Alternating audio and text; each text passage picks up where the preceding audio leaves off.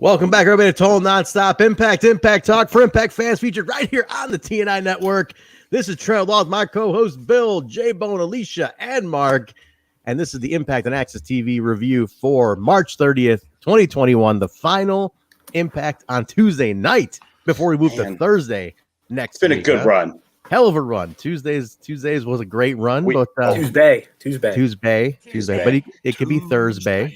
It'll be Thursday. Back home to Thursday. Yes, the original night, the OG night of what was TNA Impact, now Impact Wrestling, Impact at AXS TV. So this is exciting, guys. We're going back home.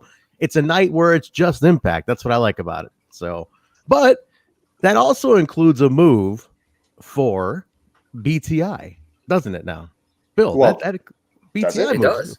Yeah, they're moving the whole schedule. The whole schedule. So they're going to get like the pay-per-view in the BTI into the main show, into the Impact in 60. So it's going to be the whole thing. So that's great. So later in the week, just their day, Impact Day. And who better to talk about the move of BTI along with Impact Wrestling than one of the hosts of BTI? This is making Marq very happy because the host with the most. This is a three-time TNI champion, right? As we're going to call it, right? This is their third appearance on TNI right now. She is the first guest to transcend friend of the show to hashtag TNI fam. That's true. We're going to go with that. Let's bring her in, guys. It's their third time on TNI. She's a great friend of the show. She's been wonderful to us. You all love her. We love her. Let's bring her in. Mean Gia Miller is here. What's up, Miss Gia Miller? Hey. Oh, not me. No, not Trent. I'm smiling so much. I'm making my face hurt. We love putting you over here, Gia. Yeah, you know. Listen, somebody's got to. Wait a minute. So, Gia, okay, let's talk about let's right off the bat. Your show, BTI, is moving along with Impact on AXS TV. So, for anybody who's listening that doesn't know about this move, can you break it down? Let them know what's going on for Thursdays. Yes. We will now be moving BTI and Impact Wrestling. We will stay on the same channel, AXS TV, but we will be moving to Thursdays. Same time slot, same everything. You don't have to worry about the daily schedule, but it will be on Thursdays in that original time slot that we were in before. So I'm super excited about it. Yeah, I'm excited. Did you watch TNA back in the day on Thursday nights on Spike TV? I didn't. That was before my TNA watching days. I had to catch up. Yeah, I didn't watch it on Thursdays then. I just watched any and all wrestling. So all right, cool. Well, hey, listen, it's an epic, a lot of history on Thursdays. Bill, I know you watched every episode on Spike on those days. This is pretty special for all of them. Now every station, including AXS TV, they've been on Thursday at some point. So that it brings it back, because obviously those previous stations before, they may have changed near the end, but they were always on Thursday at some point. So that is definitely the day. The pay-per-views were Wednesdays, but Thursday is synonymous with Impact Wrestling. If you grew up on Impact, it's definitely Thursday. Thursday is the day. Thursday is the day. How about that? Very cool. I'm excited about it. I think we're all pretty hyped about it, and it's so let's talk BTI. So we've been we got 6 weeks of BTI so far. How many outfits have you had on BTI? Let's count it that way, because Gia's fashion is like a big part of BTI. I have to go through my whole Rolodex in my brain. all the earrings and everything. Gotta search. Yeah, 6 or 7. 6 or 7. So we got. You told us there was a 6-block taping to start, right? So at least one per. Well, sometimes we do an app special as well. So there you go. Yep. So we have 7 weeks of BTI. How are you liking it so far? I mean, I am loving it. I love BTI. It has been super, super beneficial. I've really felt like I could spread my wings, really be myself. I've got 2 great co-hosts. Well, I have a great one, and then shots fired. One of my favorite things is like all these shots fired at Josh during it, like you and John just double teaming him. One day we're just gonna break down, and it's just gonna be a full-on brawl on the BTI set. I know it's gonna happen. He's gonna tweet me one too many times. I'm gonna lose it. I'm gonna save all that anger and that angst for our shoots. Well, the comeback. What's going to happen is the comeback of the week is going to be you on Josh, and he's not going to be able to hype it up on TV. Yep, exactly. And then he's going to be stuck. No, I love it. I mean, overall though, I mean the response has been great, right? You guys have been trending, which is awesome. Yeah. Which means people are talking about it along with, not only watching, but they're talking about it. How was the fan feedback, man? Like, are you really people really digging it? How's that feel as your own show now? It's definitely something different, and I think that's what a lot of fans were looking for. Yeah. I've had a lot of really good responses. And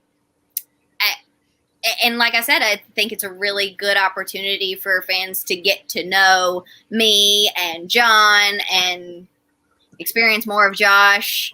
But the fan response has been great, and it really makes me happy to know that we are fulfilling our jobs and people are liking what we're putting out. And that trending, it doesn't hurt.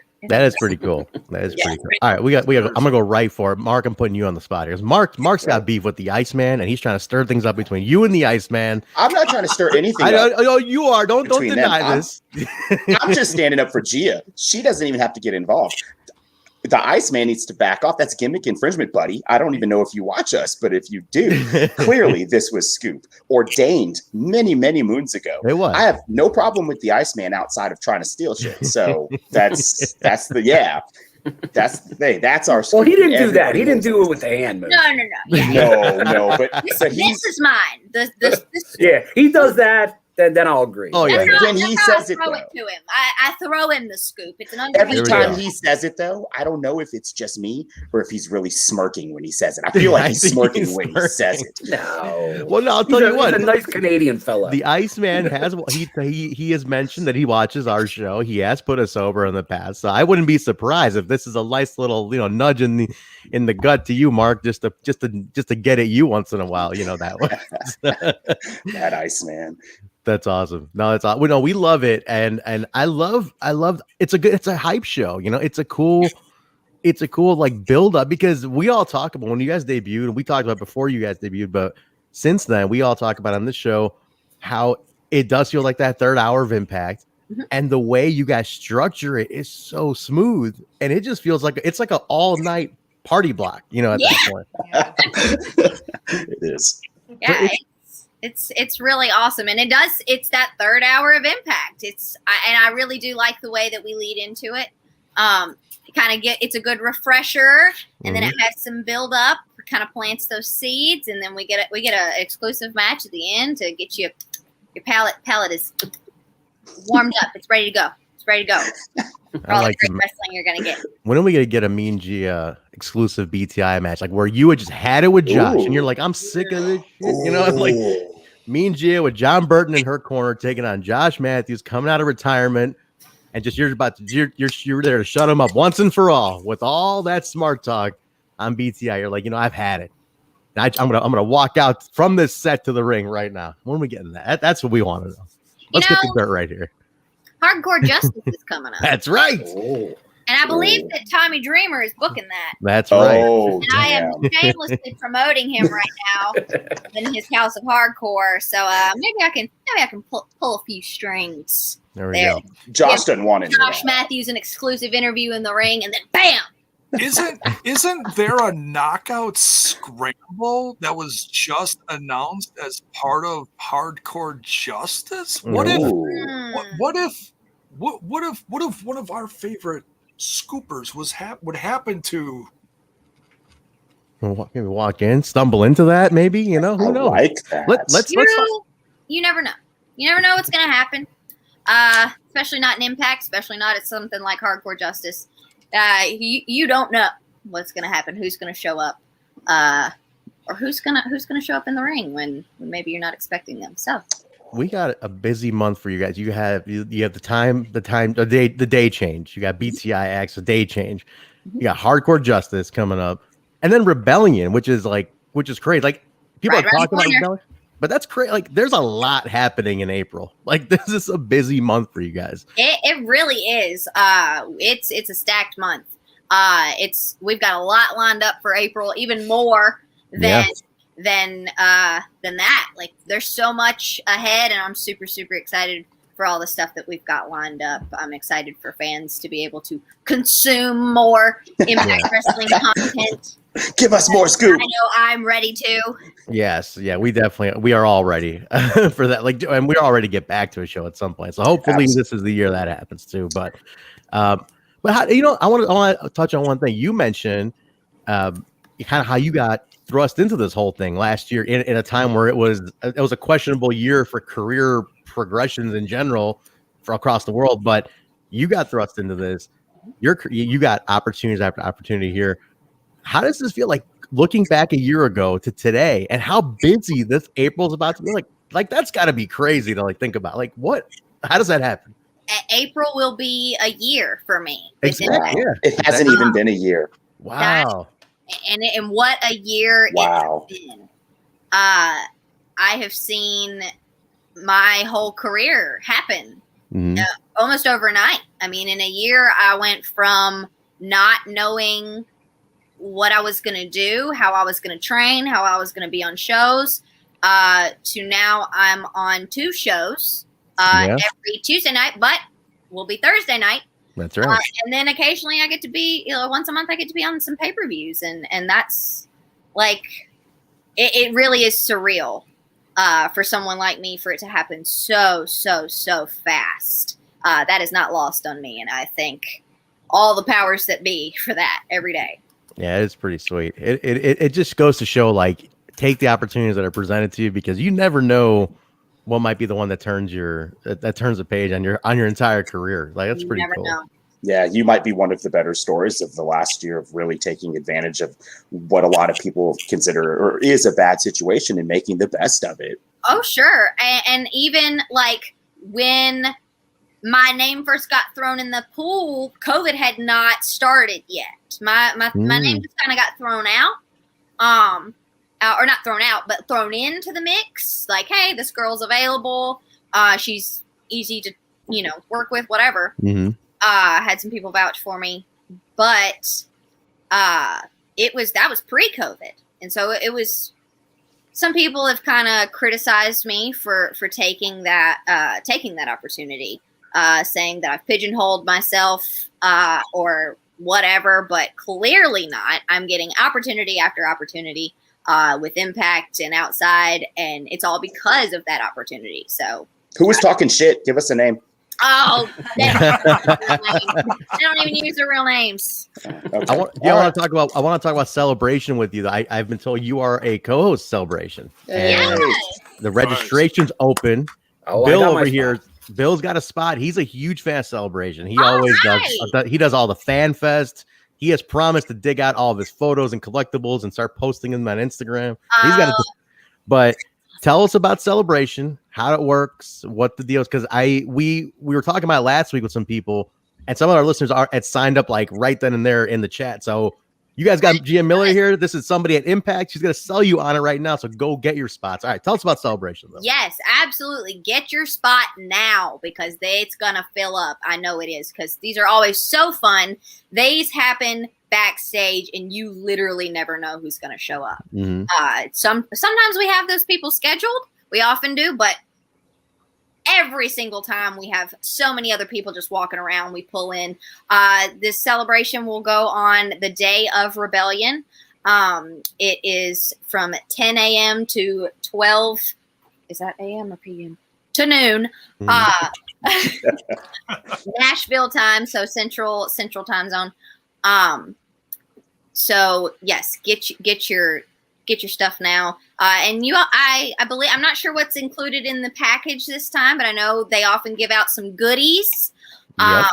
I know some t-shirts have been involved, some pieces of the canvas. I'm not sure what we've got lined up for this round, but it's always really good and really individual. It's collectibles, truly collectibles. And it is 2 hours of interacting with your favorite wrestlers and your favorite interviewer. Yeah, that's right. So you get to ask questions. You get to come. It's via Zoom, so you can come on and ask questions. We'll talk back and forth. You can talk to the talent, whoever's with me, my co-host at the time, and yeah, it's going to be awesome. We did it before Hard to Kill, and I Yes. had the best time, except for when some guy with a trophy walked in. And He's really a good wrestler, though. That guy. That's pretty good. He's okay. He's all right. Pretty good. Bill, you've done it. Can you run down some of the gifts and stuff people get if you know offhand? Yeah, so this time they mixed it up a little bit, but you saw Eddie Edwards wear tonight that fantastic Rebellion shirt. You get that. Oh, that's cool. You will get a random autograph match use canvas watch, maybe that you cut yourself. Trent. I cut it down for glory. That Ingrid made me get down on my knees and just cut in that hot Skyway Studios, just sweating away while she yelled at me, "You're not cutting good enough, damn it!" And hitting me with it was a whole long story. Anyway, and then I'm not sure where it's at now, but I know the first 50, and they did say it on the broadcast tonight, will receive a swag bag filled with bonus Impact branded items. That's cool. Ooh, Definitely Right. incentive to Sounds get like in a deal. soon. That's pretty cool. That is super cool. you get like half your money back in swag and stuff. oh, If not absolutely. more. Yeah. It pays for itself, And the basically. experience, Yeah. because like there's no limit on the questions you can ask either. You can put your hand up and we'll take you down and we will get you in as soon as we can. Yeah. So there's no limit on questions being asked. If anything, please ask more questions, because Lord Yeah, knows. I'm gonna be up on the first one this time. Last time There we go. I wanted to leave space for people because it was so packed that first one. I felt like I don't want to take opportunities because we get lucky enough to talk to you guys a lot. But then the second time I didn't, and then people were asking multiple questions. So by the time I got it, it was too late. I'm like, I'm right from the get go this time. So definitely jump in early. Absolutely. And right now, some of the advertised talents, although it can change and be added to, but I think that Ace Austin is right now scheduled. So Is he who knows? scheduled for it? Another conflict Pretty coming good. up here. He is Another- pretty good. Ross We got- didn't tell me that. Well, guys, sign up at ImpactWrestling.com. You'll see the links in there. Just go through there. The sign up is in there. But yeah, get it quick because this sells out. So Yeah, guys. and get in the top that first 50 because you want the swag bag, which Bill's gonna have, and maybe Bill will do an unboxing video for us and show us what he got in that swag bag. That's a good idea. I love There it. you go. Please. Yes, that'd be cool. The nice way Gia, to put it over too. I gotta ask it. Now look, the feud you got with Josh, like the whole like that constant, he's always trying to get one over on you. He's trying to always smart ass his way out of something. Our very own Alicia over here has got that problem with Jaybone. How can she deal with What advice do you have for Alicia to deal with Jaybone? Who's always trying to Josh Matthews his way. Don't act innocent, Where Jaybone. do I begin? Yeah, there we go. Listen up here, Jaybone. Now listen up about this. I'll send you a list of all the things you need to do. You gotta First help a thing girl you out do, over here. Go to the hardware store, buy 80 feet worth of twine and 2 identical keys. I'm terrified. We'll talk more about it later. There we go. Gia is a worldly woman of many talents, and every time we talk to her, Jack we of all learn trades. Jack of all trades. so much. I'm always literally making your own gear. A reporter, investigative reporter, Absolutely. wrestler. What else? Dual degreed in communications. Yeah. God, keys and twine kidnapping. Am I missing anything? Well, basically, you have your biographer right here. So when the career the career's over, I and, don't have a Wikipedia article I yet. was just saying, Mark, where's the Wikipedia article, man? Like, we gotta get that going already. What are you waiting on? All right, I'll be back. Can we let's just before we let you go, I want you to touch, and just for people to know, you are doing some in-ring stuff. Let's just let people know, because we've seen the gear. You do tweet about some of the cool gear you got and everything. Let people know about that. What's going on? When can they see you in the ring? What's the future hold for that? Yeah, I am officially open back up for bookings. I have a few scheduled, really all over. I've been in Pennsylvania for a couple days. Look at that. Maybe in Chicago this weekend. Who knows? Maybe. Oh, Got a Oh. lot going on. That you can check out my social media. That's how you'll know where to find me on each weekend, because it changes. And I'm trying to filling up those dates. So if you have any promotions that you'd like to see a little bit more glamorousness there, please let them know. Tag me, tag them, whatever you need to do. I will go and see anywhere. I want to see. There we go. So That's right. I am a wrestler as well as an interviewer. I am not sure what that noise is. I'm not sure if you guys can hear it. We can't hear it. We're good. Okay, good. As long as it's not. Might be that guy with the trophy who was making that, who was interfering last time. Sounds like somebody's got a subwoofer like turned up real loud. Anyway, so yes, I am in the ring as well. Like I said, I'm jack of all trades. I'm a woman of many talents, and I wear many hats. That's awesome. Very cool. Very cool. Yeah, Gia, we love having you on. It's always a pleasure. We're so happy for your career growth has been. It's such a source of pride for us because we because all of us saw it happen too, which is the best part. It just feels like we're this teeny tiny little part of it, even because we were there from the beginning. You know, absolutely. I my circle is small, and I remember those people that have always been there for me, and you guys have always been there for me. Absolutely, and always supported me in this journey, and we're still at the beginning. We are. Absolutely. A lot to go. A lot of time to go here. This is just the first tick on that Wikipedia article. That's it. Mark, you're taking notes, right? You got to get I'm getting shit from Bravo, apparently. I'm getting shit from you, Trent. I'm taking notes. All these things I got to be doing. Bravo. Hey, welcome to my world, Mark. I know. So, yeah, he used to be Jaybone, but Bravo's ruthless on us. Gee, is he nicer to you at least than he is to us? He's ruthless. I hope so. Absolutely ruthless. Me and Bravo are on each other's good sides because we have a shared love for Mr. Mundo. So okay, all right, fair enough. That's the secret to getting on Bravo's good side is to have a love for Mr. Mundo and or dogs in general. So all right, cool, good to know because we need to soften him up. He really doesn't like us much around here. So awesome, Gia. Where can people connect with you? Twitter, Instagram, Facebook, all that good stuff. Where can they connect? T-shirts, name it. Yeah. My Instagram and my Twitter are the same. It is @mean Gia Miller, all one word, no underscores, no exclamation points. Mean Gia Miller. And in my bio, there will be a link. It's my link tree, so it'll have all the other places you can find me. My stores. I have some merch stores. I got a pro wrestling tee store. I have a Facebook page. I don't have a public Facebook, so don't go looking for me on Facebook. But Twitter, Instagram, those are the places that I'm the most active. And I respond pretty often. So hit me up. Let's have fun. Yeah, guys, connect with Gia. And don't forget Celebration, sign up at ImpactWrestling.com. Go get in quick because that is going to go fast. So get on that. And then Gia, we got Hardcore Justice coming up on the 10th. We got Rebellion now moved to the 25th. So let's also remind people that Rebellion has moved over a day. Yes. It's on April 25th now. So and I just want to stuff. We're moving a lot. I just want to thank you guys so much out of the kindness of your hearts to move that to my birthday. I mean, that's crazy. Birthday. Yeah. That's why we did it. That's why Jaybone, look at that. We might be hard on you, Jaybone, but they take care of you. Listen, I know I'm not supposed to pull back the curtain, but that's why we did it. There we go. Look at how do you deny that, Jaybone? Look at that. Thank you. That's an amazing present. That's why Gia's our favorite. You are. Now, if you could just sneak me backstage to, maybe. All right, take it easy. You got to move. Now you're really somebody pushing it. Now you're going to need 40 feet of cord and 2 identical monkey wrenches. There we go. Alicia, there you go. That's how you do it. I'm not sure whether I'm more interested or scared of Gia now, actually. I can't believe we're leaving it on this note. Let me soften it up by saying go to ImpactWrestling.com, sign for Celebration, where Gia Miller is your co-host for the celebration. Get more Gia.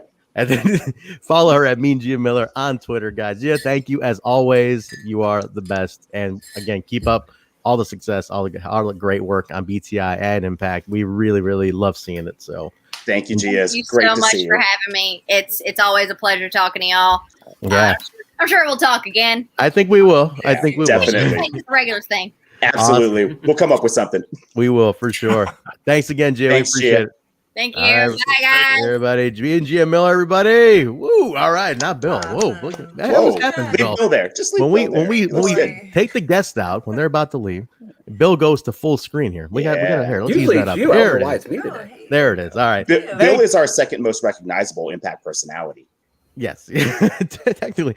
Thank you again and to we may Gia have Miller. one. I don't know if RK I don't know if he had signed up or if he just did, but okay, he signed up just now. Look at you bring Gia Miller on the show, you start selling tickets. That's what happens. He went and just signed up. Look at that, beautiful. She is money. She is the best. Thank you. We're so grateful every time she comes on. It's always such a blast. What a positive energy she brings to the show. So we're always happy to have her on here. So thank you again, Gia, for being on. We appreciate it. But cool. Don't forget, guys, celebration. If you haven't signed up, get in quick because it is going to sell out. No question about it. And Bill, when you get that swag bag, I would love to see what you guys have in there, man. That'd be cool. That would be cool. Yeah, show us. I want to unbagging. Impact. She wants it unbagging. Alicia wants it unbagging live on TNI. Unbagging. All right, unbagging. Cool. Well, great. We're gonna jump into the episode. Jaybone, there's been a lot of news, man. I hope you wrote down the news. I know you've been busy. I really hope you wrote the news down. I haven't written down crap, but I got a few things. Can we take 1 second to acknowledge Jaybone's office? Yeah, Jaybone's in the background. Nice, Jaybone. I've been a little busy, as you can see. Beautiful. I like it. Good job, Jay. But you know what? I can't take all the credit. I got to put over Mrs. Jaybone. See, I did all like the heavy lifting, and she added the woman's touch to make it look like what you see here. It's nice. It's not done. It's not done. I mean, I still got a few things to put up here and there. But You got a couple cats to stick in there. Oh no, they're ridiculous. They're very excited about the change. They're checking everything out. Like, oh, what's over here? I can jump from here to here to here. Needs more cats. Needs more cats. Meow, meow, meow. That's how I feel too. Well, Jimmy Jacobs agrees. Exactly. Need more Jimmy cats. Jacobs, he agrees. All right, let's get the news going here, guys. J-Bone, you got a couple of news bites. Let's drop them on everybody. Let's go, everybody, with J-Bone's news. Jiminy Christmas. And now, J-Bone's news. He didn't write down a single thing, and I'm really worried he's not going to remember what to say. He might just make up something just for the sake of having news for this segment. Either way, we're going to find out in about 3 seconds. Take it away, J-Bone. Searching for my fake wrestling news. Vince Russo is behind you if you got to make it up, Jay. Was what he's trying to say in that little jingle. He's letting you know he's behind you if you have to. I'm not actually behind you. Go. Oh, it's been a long day. I've been going since 5 a.m. I got 4 hours of sleep last night, so we're gonna. Technically, it's been a bangorama. Yeah. Hey, there's that one guy.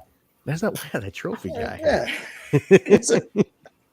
Oh, speaking of trophy, I got the boned up cup right here. Hey, throwback. You know what we're talking about there, but some of these lunatics here who don't watch Throwback. We had a bigger crowd last week. I think I guilted everybody, Mark, into going and watching Throwback on Thursdays, which is now switching, mind you. That's part of a news I can drop. We're switching our Throwback show to Tuesday because Impact's moving, so we're gonna move this show to Thursdays. And Throwback to be Throwback Tuesday starting next week. So that's not so bad. It could have been worse. It could have been a lot worse. Swap the days and have Time Machine Tuesday now instead. But I guilted Bill. I guilted everybody into Throwback so much. The numbers were up like 30%. But remember, that was the day they announced the time move. So it was kind of a news. People were knowing we had to address the date change. I can't give you all the credit for the guilt. So I guess next week's going to be the proof in the pudding. Then let's see it was also the hair versus hair match, which is one of the most famous matches in the company. The Raven head shaving match. Yeah. There was a lot going on. But if the 35% who increase, those people who watched on Throwback, if you all stick around next Tuesday, I'm going to know it's because I guilted you and not because it broke on. It just happened to fall on a news day. Wait. And we have news about the Throwback this week, though, anyways. Yeah, Throwback this week will not be on. I got a personal obligation, so won't be doing Throwback this week. So just this show this week. And then the UK guys will be doing theirs on Friday. So no Throwback this week. We'll be back on Tuesday for next week. Oh. Yeah. Good for you. Hey, Pops' birthday, man. I gotta do it. So I gotta be there. But all right.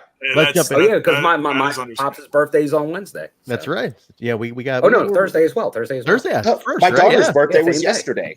Hey, happy birthday. Happy birthday, your daughter. Very nice. Happy birthday, Sam. So cool. Yes. Throwback. It works out then, Bill. We both got something going on. But all right, J-Bone, drop some news on these folks.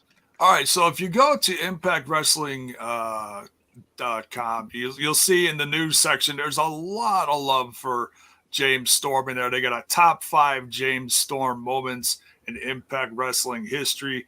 There is a photo gallery you can check out, obviously, with the preview for tonight that was dropping in there, and then along with the crew that he had at the match in the main event tonight. Oh, don't get me started on that tonight. A couple of tears shed tonight. Yeah, and Jake something who was with him. They dropped his theme song and entrance also in there too. You can look that up on the site or probably over at the YouTube as well. Okay.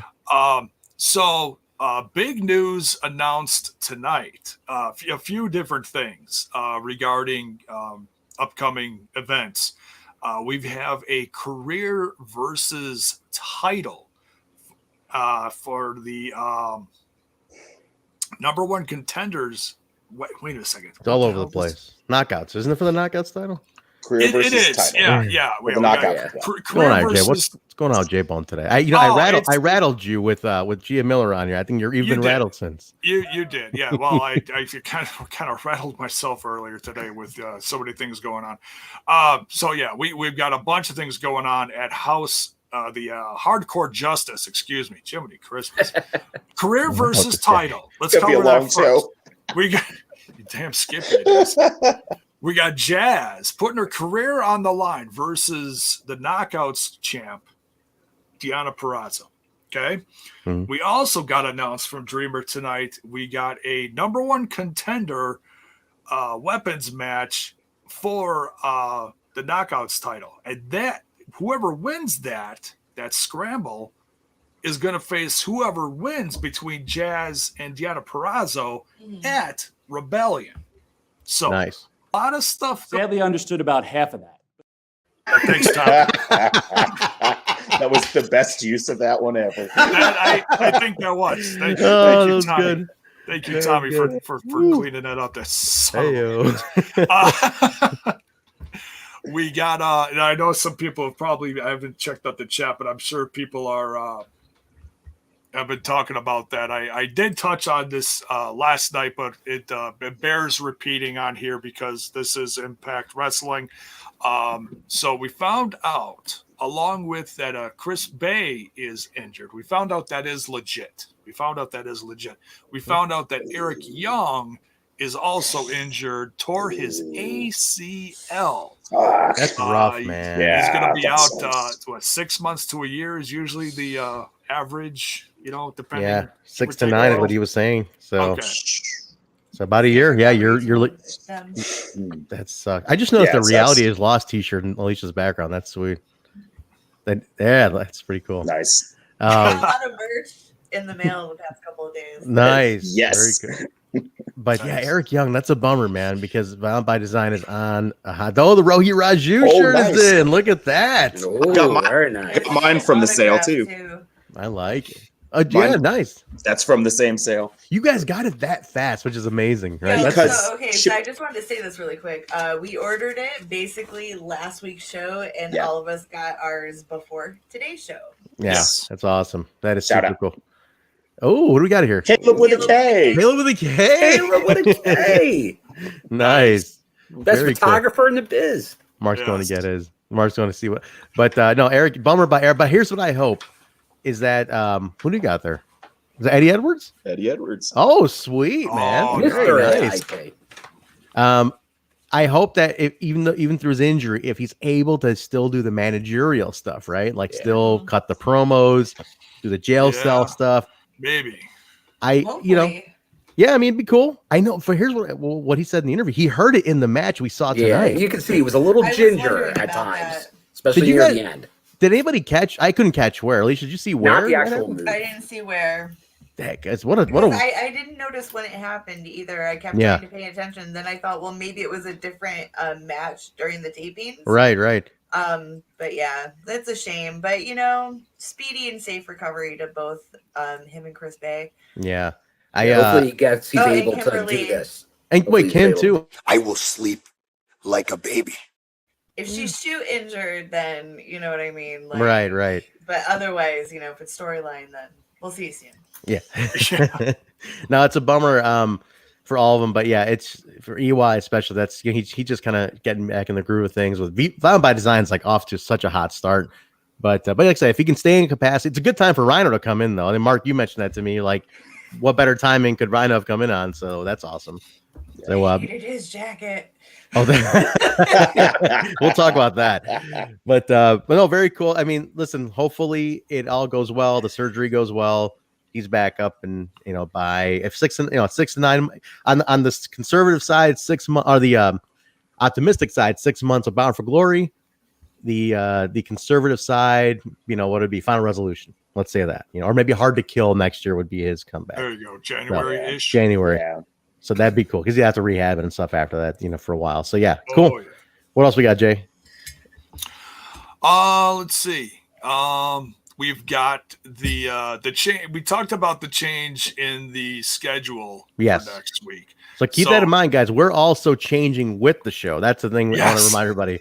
We're gonna change with. So this show will be just Thursdays from now. So yeah, it's a little, So and then we're moving our throwback show to Tuesday. So we're just swapping them. That'll be it. The UK guys, I'll see if the UK guys want to flop theirs to a different day now. If they want to go to Thursday or Tuesdays from now, I'll ask them. As of right now, we'll stick to Friday with them. I'll see if they want to go early in the week because early in the week would be, it's going to be a little empty on Mondays and stuff. So let's see if they want to change over to. Who knows? Yeah. Maybe if they want to do Mondays. To Friday, I think that'd be a cool way to for us, and then they lead to kick off into the weekends. And it'd be fine. Either way, it'd be fine. Honestly, I don't think them on Fridays, especially if they go live more often. That was awesome because you get the late night UK and then the middle of the day US end of the work week. That was a lot of fun. That was fun, actually. Yeah. They haven't said anything, so but yeah, we'll keep. As of right now, they're on Friday still, so no change. Yeah. But anything else, Jay? We have the main event that was confirmed on the episode for next week. Oh yeah. Hey, what do we got? Just throw that out there. We got Don Callis leading his boys, the Good Brother, and the AEW champ performing in ring for the first time on Impact Wrestling television. Which is pretty interesting. Like he's been there. Yeah. It's not just walking around shooting his mouth off. He's going to be in the ring, which is different than, a pay-per-view. This is on television against Rich Swann, Willie Mack, and Eddie Edwards for the main event. Nice. So that's next week. That's huge. That is huge going into, and that's not even going into Rebellion. That's going into like Hardcore Justice, basically. So So that's a hell of a debut for the time change next week. Yes, that is a good one to do in the time change. All right, cool. Let's that's the news. Do you want to wait till we get to in the show the vignette, or do you want to talk about the vignette now? Which of the coming soon. The coming soon. Yeah, we can talk about it now. Talk about it now because it was a teaser. Now we can just put it right there in the news. So there was there was a kind of a punk rock influence. A lot of punk rock posters. I missed this completely. Yeah, it was quick. It was coming off. It was only about 18 seconds. Super back fast. from commercial. Yeah, and it was. I missed this. And so they showed a bunch of punk rock posters, and then there was like a code at the bottom, or like Impact Zone coming soon, and then it was like blank letter blank, and it was it's a Wheel phrase. of Fortune. It was like Wheel of Fortune. But there was also the music, which was key, and our very astute audience during the watch along. I gotta say, Truck, bunch of other people in there. They recognized the song very quickly. Really? It's the intro outro song to a podcast. Which podcast? Taylor Wilde's podcast. Oh, okay. Wait a minute. As soon as you said Truck got it, I should have known. Yeah, so if you line them up, it will go. Let's get wild. Yeah, Taylor Wilde, former knockout champ, making a return. Nice. Which I don't think she had like a punk rock gimmick ever when she did not previously. But who knows? Maybe Taylor Wilde and Reno Scum getting involved. Yes. Hey, the Reno Scum, please. Awesome. That is really cool. Hey, listen, let's. And it said next week. Well, it didn't say. It didn't say a date. Coming to the Impact Zone. Gotcha. Coming soon to the Impact Zone. It just said April 2021. So sometime next month. What a busy month they got. Yeah. Man. This is like the craziest month coming up here. Like no crowds, but like all this happened. This is like mind blowing to me. But we're turning the corner a little bit. I mean, there's other shows having crowds. And you know what? I gotta say it. because it wouldn't have been said unless there was something to it. Late in the show, I think it was at the beginning of the main event, Stryker puts out there that, oh man, this would be great if we were in front of a lot more people getting that audience energy. You don't throw that out there. They haven't thrown that out there at all during the pandemic. That they're mentioning it means they're discussing it. Yes. Yeah, for it sure. Still could be a little ways away, but from what I'm hearing with these other companies, they're going to be almost full capacity today. I said during the watch along, the NFL, they're planning on September, 100% capacity. I mean, but honestly, things are 100,000 seat stadium. So wrestling shows, I think we're looking at summer. The summer's looking good, guys. The summer's looking good. I mean, hey, vaccines out, right? So things are starting to go that direction now. So keep your fingers crossed. AAW, where I work, is coming back on Saturday with a show. Obviously, with adjusted capacity, but there's capacity, so it's getting there. So stay positive. I think you're right. I caught that Stryker saying that too, and I think there's something to that. So we'll see, guys. We'll see where it goes. Yeah. But all right, cool. Let's jump in. Let's talk BTI. Mark, if you want to take the BTI match, you want to just mention So we had Rohit and Hernandez, pretty much a dream team for me. You had, the Hitman and the H-Town together against Falaba and Mahabali Shira, a team of beef. Big beef. That's right. Repping the That shirt Rohit. is sweet, though. Hell yeah. It is. Bring me fresh meat. Take it easy, Rohit. Take it easy, Rohit. This was your typical really great 15-minute lead in BTI match full of slapping meat. Stryker dropped references on EPMD and Big Daddy Kane. Talked about back in business. Stryker's dope as shit. This match was fun.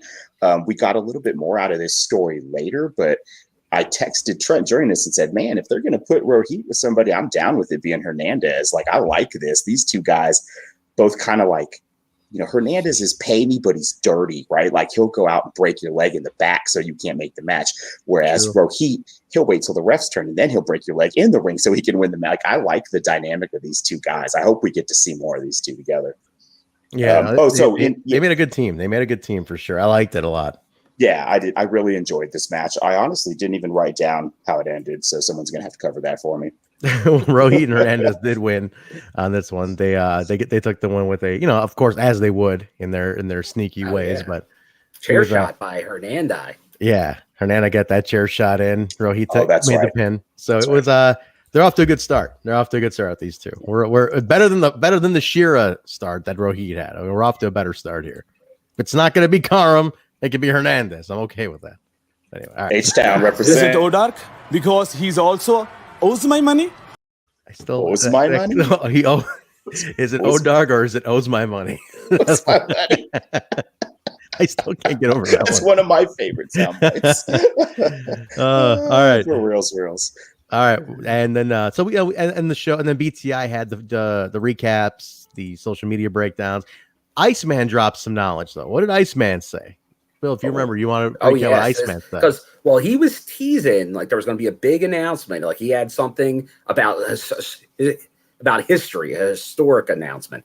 And he says that for this James Storm, Eric Young match, the wrestling world's talking about it. People from other companies are talking about it. Expect somebody else could be with him tonight in the match. So he's going to have somebody by his side, but not maybe a regular person. So I think me and Jaybone were like, okay, Chris Harris is what that's what we were hoping for. Right. Yeah. Like that's perfect for the Wildcat, man. Like maybe somebody else, but it would make a lot of sense. Someone old school. And you know what? That also is news too, because he just I haven't been able to find the details. He just came back. He wrestled a match. This past weekend, I think. Yeah, he's back. He's back out there, man. He's here last weekend. That's good, man. Hopefully he's got the juices flowing again, like to be out there. So hopefully more in Impact. It's a never say never. We never thought he'd show up tonight, right? So let's. But we gotta. That was a huge one, Mark. The intel that never fails with the ice. It was a big one. It was the bigger question is this: with hardcore justice around the corner, are we going to get a death sentence off a cage? Oh, come on. These guys are 20 years older, man. Like, you want to jump off of cages? Ass first? Off of a cage? Take it easy, man. Would you jump I asked Thorne though about more X Division stuff, and he's like, "No, I'm too old." He's like, I'm good, man. I'm good. Just one more time. Just one more of those really big early Asylum years, AMW, take your breath away spots that adrenaline stole the starts show. going, man. You know, those guys could do it all in those early years. I'm man. Well, we'll get there. We'll get to that segment. Yeah. All right, let's go knockouts action, guys. So Fire and Flava taking on Havok and Nevaeh. So this was non-title. Alicia, I want you to break this down. Did I miss something? Like, what was the stipulation here on this? It was non-title. So basically, the stipulation was if Havok and Nevaeh beat Team Fire and Flava, they would have an opportunity at the belts again. Well, as we all witnessed, that didn't happen, and so much worse. It was. I can't even talk about a takeover because I'm all. That's just the Iceman. Talk amongst yourselves.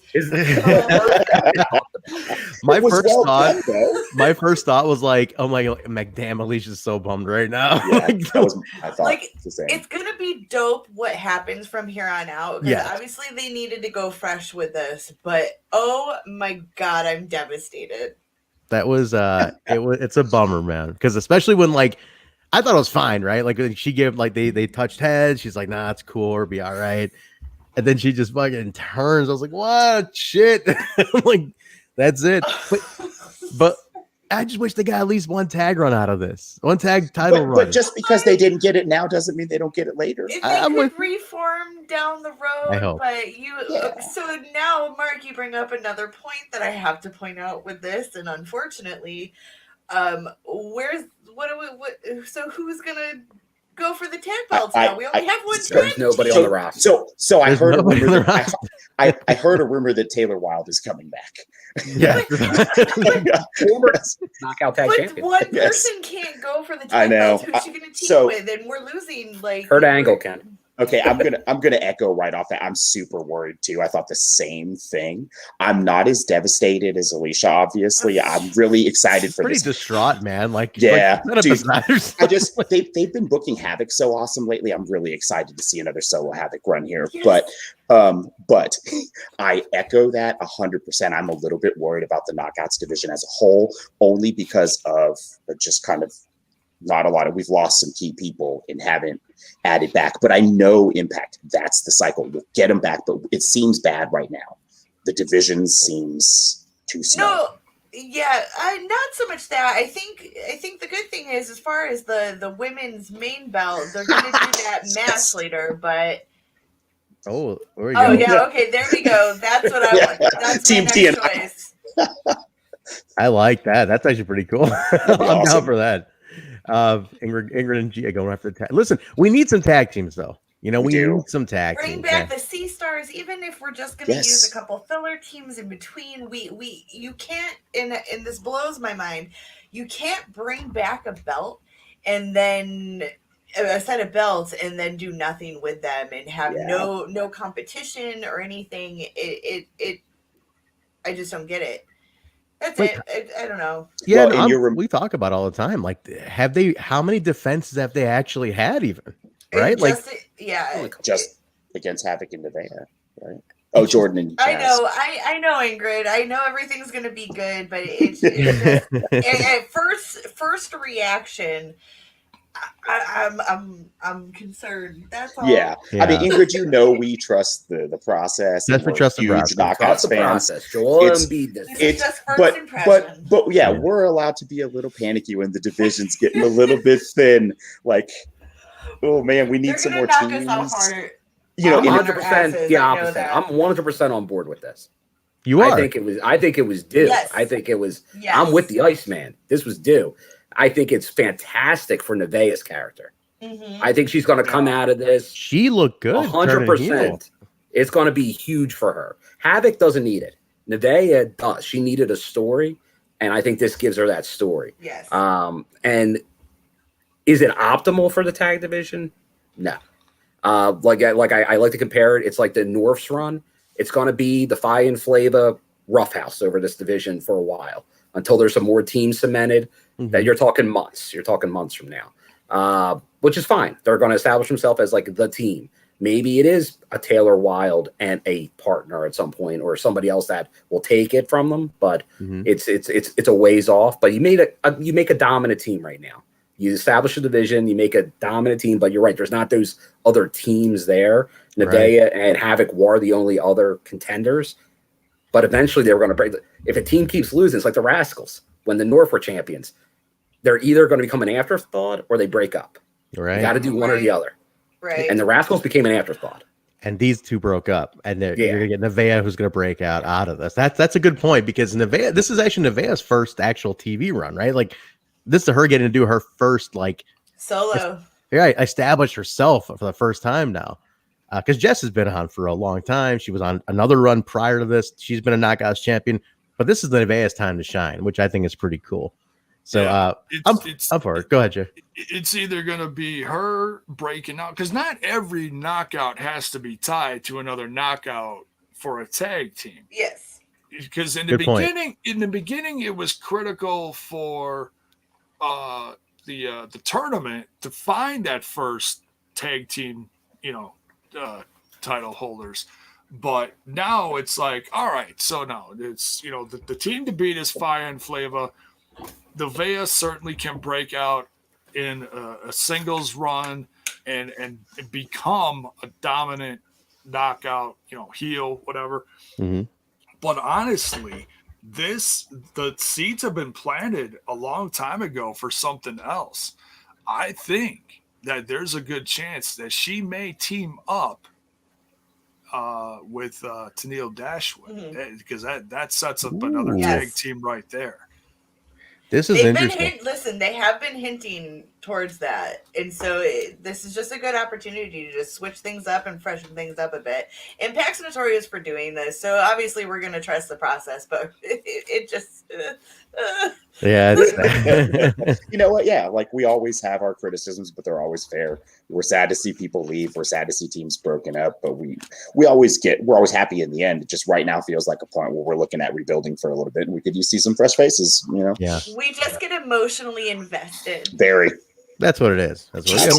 We love the town as much as we do. I tell you, Mark, I think it's your favorite former knockout. I think threw a little bit of the wrench in, because I think that was probably your next set of tag champs. I agree. She's her presence is definitely felt. She's a big personality. It feels like we lost 3 or 4 people with just that one. So, Daniel Spencer mentions a really good point. And, they've only had him since Hard to Kill, which feels like ages ago. It does. But it's like 2 months. It's like the X Division title changed hands like 5 times. I know. Which I love about that. That's what I love. We watch Throwback and we see like the X Division title was such an active belt that it changed. So I like that aspect. But it feels like more than 2 months ago. But but no, you're right. Be patient. We'll see where it all ends up. But this is cool. I'm happy for Nevaeh to get a breakout, which I'm excited about. That's cool. She needs that. She really needs that, because she came in as the tag partner of Havok, which is fine.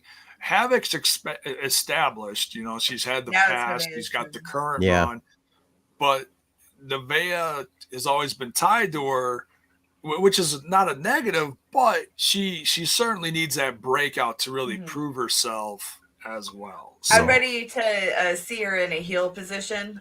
She's been face since she joined up, and it's going to be awesome. Yeah. It's just sad. It's sad. But I just have to put that out. Cool. Oh yeah. So Mir is counting the amount of times I say cool. I've been very conscious as much as I've been saying it. I say cool a lot, apparently, according to Mir. So he's been counting them. So thank you.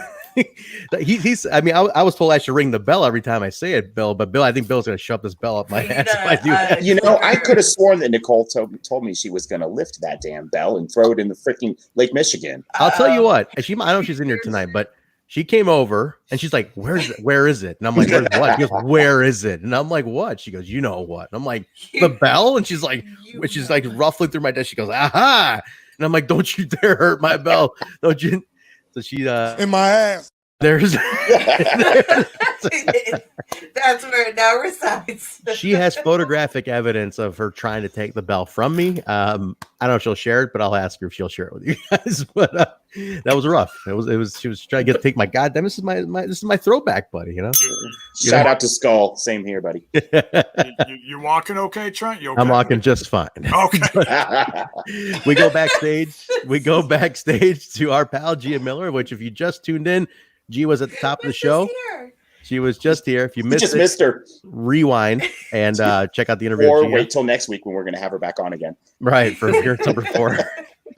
But she's there with James Storm talking the 1000th match.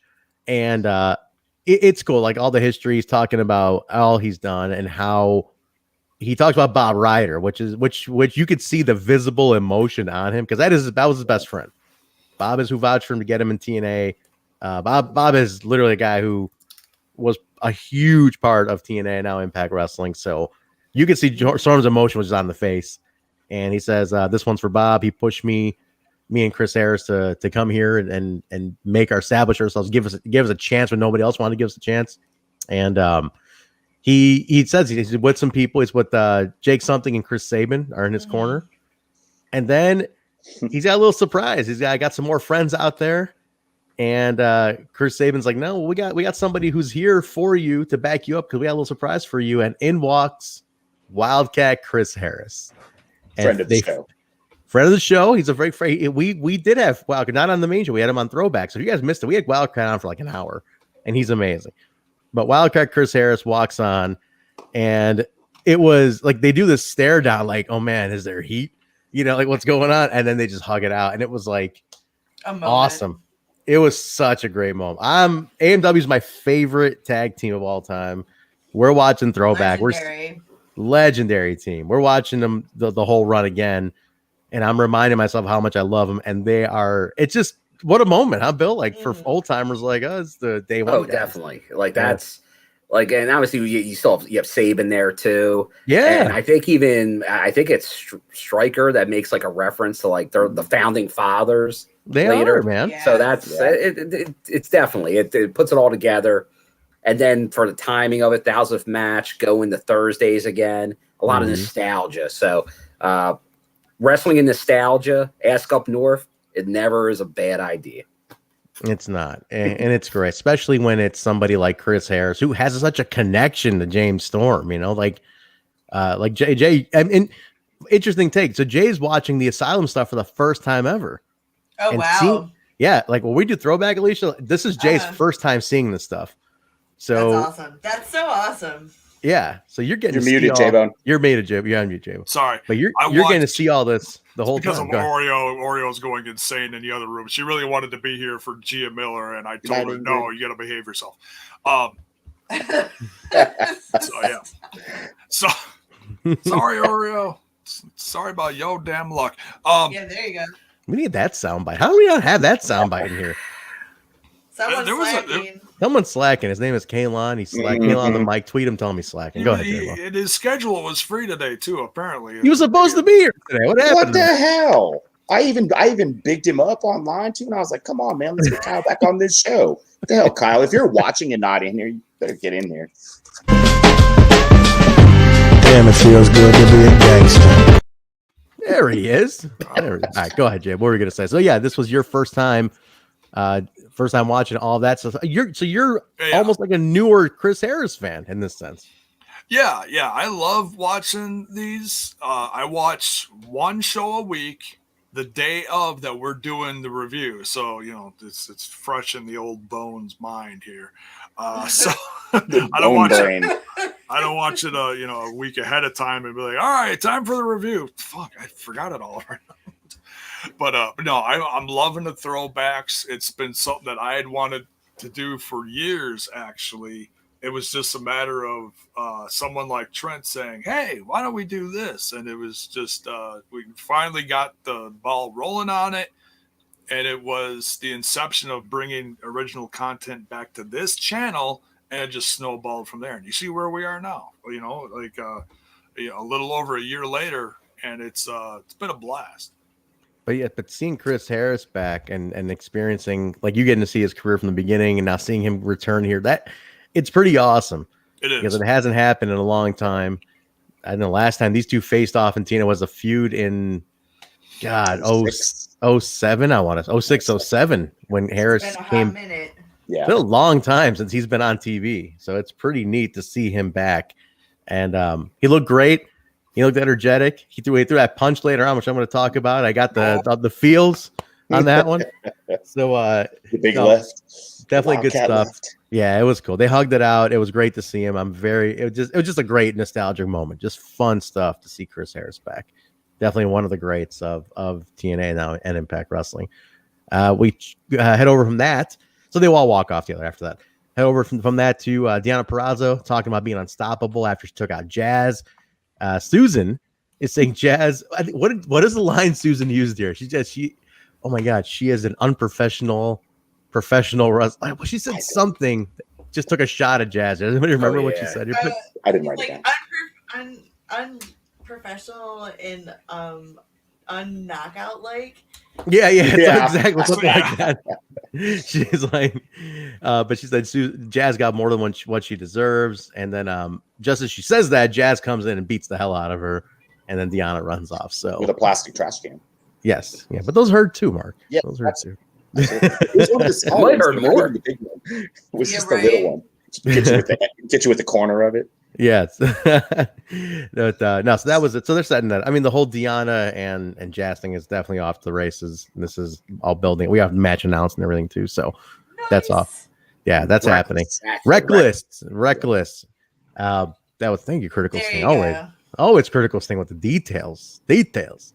All right, this next match, I want to spend a minute on this. This is Sami Callihan taking on Larry D with AC Romero in his corner. But okay, triple XL. This guy's down to like maybe an XL at this point. Yeah. Like, did you see? There's Reality is Lost, cool T-shirt. Did you see Larry D? Like, this guy looks fantastic. What? Yeah. Talk about taking advantage of a pandemic, man. Like, holy shit, he looked great. That's a commitment. Well, he also got put on national television once a week. He was like, "Oh shit, I better get jacked." And now he looks awesome. He looks great. Yeah, he does. Yeah. And I'll tell you, Larry D is a great wrestler. He is a really exciting performer. Talented. Yeah, I love these guys. Too. He does. He really does. It's one of those things where, like, because in a tag team, you don't get to see all of it. You see some, but man, the some you see is really good. Like, that dude can go, man. And no, I thought he did a fantastic. I think he looked great, and the match was cool. Like, yes. Sammy and him just have good chemistry. I don't think I've ever seen that match before. Dude. I'm sure it happened in Ohio somewhere. Maybe. Yeah, I'm sure. Yeah. But it just felt to me like if these two dudes went to All Japan in the 90s, they would have fit right in. This match just felt like a punching, like just a hard, strong style, like I'm tougher than you, hit me, motherfucker type match. It was awesome. Oh, it was cool stiff match. as hell. At one, there was a point where they were outside the ring for well over 10 seconds. And I said this during the watch along. It was obviously, they say it's up to the referee's discretion, when they want to start counting, how hard they want to enforce the 10 count rule. Whoever was reffing, I forget if it was Daniel. I think it was referee Daniel, who might still be in the chat. He's he's the senior referee of TNI, by the way. Just so you know. Yes. Yeah. We don't throw those terms around lightly. He just let him go, which is appreciated, especially for this, because considering where they're from, two Midwest guys just bashing the crap out of each other. This was great, and at one point, Larry hit Callihan so hard, and you heard it. The forearm hit him, and you saw the lights go out in Callihan for a couple seconds as he's laying there on the ground, like, damn, that is some Midwest strong style right there, man. Right. Larry is great, man. He just has a very unique style, and I'm here for it. I want to see continue to grow. This is a really, he's on a great path, and he cuts a great promo too. Let's not sell that out. Larry cuts a great promo, and you know what? Shout out to AC Romero too, who's also really committed to like his physical fitness. Like he's been really killing it too. Like they're gonna change the team name to like XL, like eventually. I'm serious. Like these guys are doing great work, so good for them. Yeah, but go ahead, Mark. I was just gonna say one note on this match was actually the finish for me. Correct me if I'm wrong. This is like the 4th different variation of a pile driver Sammy has used over the last couple of months. Yeah. I mean, it's my all-time favorite finisher, but he hasn't been using the Cactus Special. He's been using a package pile driver. He used a no-handed ropes hanging pile driver, draping pile driver today. He used some other kind before. Like, I love it. I don't know if anyone else has noticed that. Yeah, I did. Yeah, for you, Bone Man. There we go. Daniel Spencer saying it was a fun match. Fun match to officiate. What happened to Jaybone? Is he out? official TNI referee, Daniel Our Spencer. official senior referee at TNI saying he had a fun time officiating this one. Yeah. So give me, you know what? Give me Larry D and Joe Doring. Yes, I want to see that. Oh, I was going to say it. Hell yeah. Give me that one, man. Let's. And we got to give kudos to Larry D's gear here. I'm telling the neon green. He's the flashback, man. Because remember when we first saw them, we're like, oh, that's shades of like the 90s, like the whole style of the promos, and the same thing with the gear. Like I'm like, is that Larry D or is that Chad Too Bad? I like how. Go ahead. Oh, I was just gonna say it's giving me Bill. What's that team that's on the Indies right now that's representing Ohio? We're the neon green 44-0. Yeah, there you go. I'll tell you, maybe it's a sign. You're not wrong. That's the shade of green they use. Every time I see that, and they're all boys with Ricky Shane Page. They're all part of that Ohio kind of that whole valley. Yeah, that whole clique. Yeah, those guys all run around there. So you're right. Out for that. Be on the lookout for that. Never know, man. You never know nowadays who's going to show up where. That could be. That is the right. That is. Yeah. Listen, it might be speculating. Might be going overboard here. Definitely. It's good speculation now.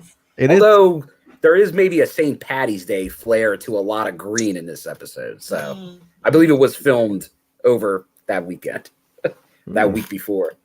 Could be. Either way, it's interesting. It's fun to speculate. That's kind of the fun of this, and is to speculate about stuff like this. Absolutely. So you never know. You never know who can show up. So great match. Check it out and really pay attention to Larry D. Sammy's always a home run, which we know that, but the attention to Larry D is nice to see it. You know, solo when a tag team guy does a solo match, it's their shot to kind of break away and show you what they can do on their own. And this was one of those moments. So go check that out and see what you guys say. I'm curious what everybody thinks about this one. So sound off in the comments. I'm curious what you guys thought about Larry here. How did you like it? Do you think Larry has a good future, a solo run in the future? You know, we'll go from there. But Sammy does win with the pile driver. Post match though, Romero jumps in, attacks Sammy. Now here's where Stryker at this point mentions he's like, I think he says like Trey showing what kind of man he is. He's not coming to help Sammy. So like Stryker took that shot at Trey because I guess Sammy helped him, right? And he's like, Trey's not coming to help Sammy. What kind of guy is he? So you kind of plant that seed of like, who's really the bad guy? Who's really the villain here? Is it Trey or Sammy? Sammy came and helped him. So keep that little nugget in mind. And then we do get a little recap video of Juice and David Finlay, Juice, over in New Japan with their tag team titles, which kind of a huge deal. I'm with Alicia on this. I think this has been the better partnership in my opinion. I think this has more of an impact, pun fully intended, on the whole thing. I think this, not to say the AEW one doesn't, it's just the global feel of New Japan and how Juice is walking around and they're cutting promos wearing Impact tag titles on New Japan Wrestling TV and putting it over. So it's pretty cool, man. It is pretty cool. So yeah, I mean, I don't know. Javen's kind of quiet there. He's on mute. I don't know what's going on there. That damn cat is. I think it's Oreo is losing her ever loving mind in the next room. I mean, it is just. You like paper thin walls over there, Jaybone? What's going on? Whose uncle is this? If the 80s don't come back and get their uncle for real. Yeah, really. But the thing that this definitely looked out for New Japan here, be on the lookout, because this was obviously a very New Japan footage on AXS TV. I think you're going to see that return. New Japan will be back on AXS TV, and I think it's going to be soon. I think it's by the summer. I think they'll be back. I think you're right. Because that's part of this whole block. I think it's going to go from Impact on Thursdays, and they usually, I think, they used to go Saturday. So like Friday, I think it's Saturday night. So I think you're going to have that wrestling block again. I hope so. That could be, man. Because they don't have better terms. Because then you'll get, remember, Machine Gun said Okada's coming at some point. Yeah. Because they don't have a U.S. outlet right now, right? New Japan Roku. Okay. Yeah, but that just seems like a holding pattern type thing. Gotcha. So we'll see. This could be all dropping hints for that. I mean, wait for the summer anyway. Build up to it. No need to drop more right now. We're just getting established on Thursdays with Impact, so let that settle in. Get the Slammiversary. Maybe announce it after Slammiversary. You could see some interchanging going on. AXS TV. You don't want to overload Access either, especially when one's already changing days right now too. So we go backstage to Don Callis, Omega, and the Good Brothers talking about Finn Juice, the whole tag team title thing. And Omega says he gets what all the fuss is about and thinks they've improved. The Good Brothers aren't impressed with that, though. They weren't happy about that at all. They were cracking me up in this segment. They were going to talk about it, Mark. Go ahead, take it. Oh, they were just playing the whole thing off, like talking about how they weren't really believers. They didn't think they'd grow that much. Keeping in mind that these guys just got pinned and lost their gold to these two dudes. And, Callis and Kenny were kind of the instigators, just kind of egging them on, saying, hey, man, these Finn Juice guys look really good. I enjoyed this segment. It was pretty funny. The Good Brothers kind of made it for me. I didn't take a lot of notes on it.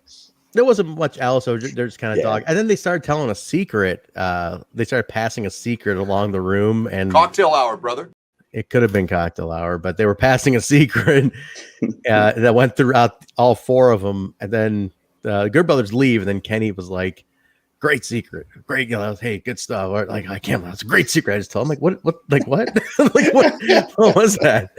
But, I got a kick out of Kenny in this. I thought Kenny showed a different side of himself on Impact TV. And like he was kind of like putting down the Good Brothers more than he has. He was taking little shots at them. But like they were like your buddy shots. He was breaking his balls. Yeah. And that was and it was good to see the locker room talk set back. Oh yeah. That was the locker room talks. I didn't catch that. No, that's fine. You're right. They'll just ball breaking and stuff. And the Good Brothers without their belts and plus Callis is so on right now. Having him on screen is smart.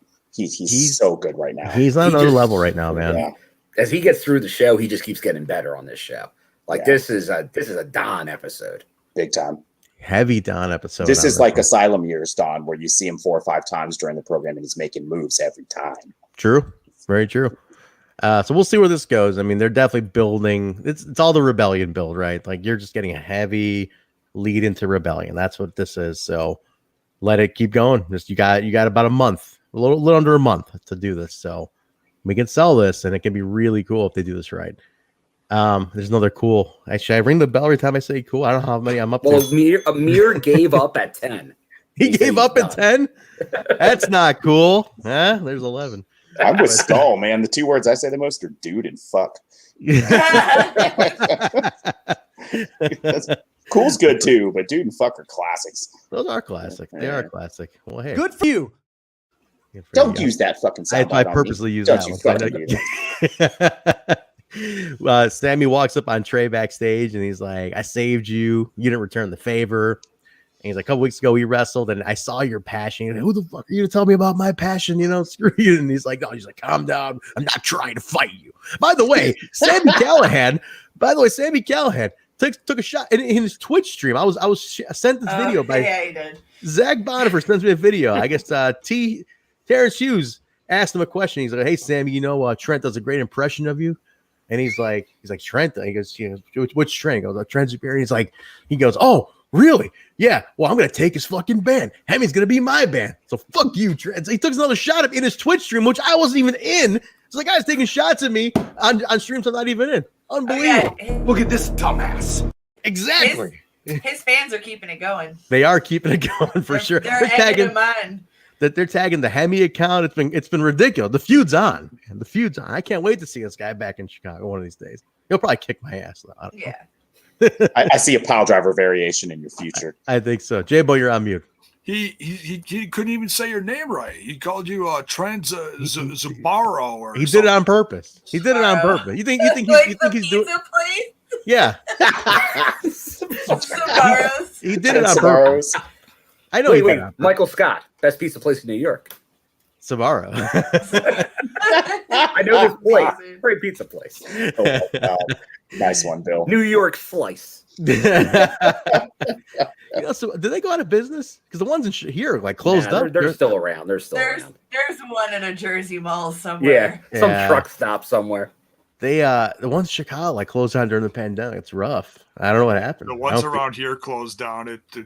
One in Brookfield Mall turned into some other Italian pizza place. The one on the south side in another big mall turned into it was like a Mexican cantina something. So yeah, there's nothing around like Rest that. in peace, Sabaro. Rest in peace, Sabaro. But R.I.P., bro. R.I.P. Sabaro. But yeah, no, Sammy, can I call me Sabaro? Zach Morris. Son of a bitch. Where's the Zach Morris? I gotta give you control of this, Mark, because you like hitting the Zach Morris. I'm afraid you're gonna hit the Zach Morris way too much. It's gonna be this all day. This is horrible. We shouldn't be so horrible all the time. But basically, he tells Trey, "I want to get to the next level with you. You know, kind of get you even growing even more passion." And he's like, "Let me be your mentor." And he goes, "Fuck that! You're not gonna be my mentor. What makes you think I want you to be my mentor?" And he's like, "Take it easy. We can take it to the next level. You can do it together." And he's like, "Next week, we get Triple XL in a match, and the only person I want to tag team with is you." And he's like, "Hell no!" And he walks off. And Sammy says, "Look, think it over and get back to me by next week." He's all right, whatever. So then we end it with that. So he talked to him real gentle, like he ought to very take gentle into consideration. Yeah. Real gentle, like caressing him. Best future bites, especially for Trey. At when he's going back and he's like, "Well, like, how long have I known you?" and stuff like that. He goes, "Irrelevant." And it's a great bite. Trey yelling irrelevant is fantastic. Put that in our chat. That has to be a bite. Yeah, irrelevant at 44 minutes in is fantastic. Irrelevant. It's the nicest I've ever seen Sammy towards another human being. It's like, look, I know you have passion. I know you have a lot of passion. He's like, see, every time you do that, you're just writing your own ass whooping check. I know. But bring it on. I got nothing to lose at this point. My dignity was already gone 5-6 episodes ago. He already took that away from me. So you know what? You can just come, just come take the rest. I'm a shell. That's all that's left. So come take the rest, Sammy Callahan. Whatever you want to do, Sammy. I'm gonna egg it on as long as I can. Take it easy, Jaybone. I'm trying. He's got a fucking cactus special, you dude. Yeah. I'm not even gonna come in for the same. I'm be like, shit, man. I don't know how to stop that. I wore the guy's T-shirt. He called me a fucking mark on my own show. I bought a T-shirt. He called me a fucking loser. Did you wear it during the interview with Sammy's shirt? Yeah. I wore the guy that wore the band shirt to the show. Yep. I wore the a guy in a band did that. I was like, look at me. Don't you like me? Look at me. And he's like, fuck you. I hate you. I think we need the machine gun from everybody on Trent for this segment. 4 machine guns? 4 machine guns? Just one though, it counts for 4. Yeah, one time you got shot in 4 different directions. Shit, 4 machine. Yeah, just like RoboCop when RoboCop gets executed. Well, even the chat's taking shots, man. What are they saying? What are they saying? saying? They didn't know you had any dignity to begin with. I was that guy. I had dignity. Oh my god, they're dogging your impersonations. Yeah, they're saying even they're like, damn, like Alicia even fucking roasted me today. That's a Trent. Hell of fuck. Trent was that guy. That was that guy, man. Yep. Man, damn. Trent, you're getting it hard in the chat right now. Shit, man. All right, well, I guess I get the machine gun. The ultimate machine gun is from all to me today.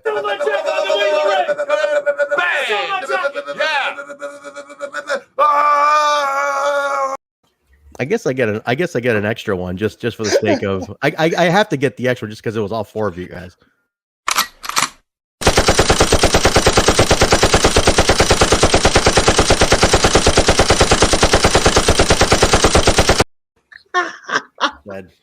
dead. Oh my god, that's one of Kyle's crowning achievements. That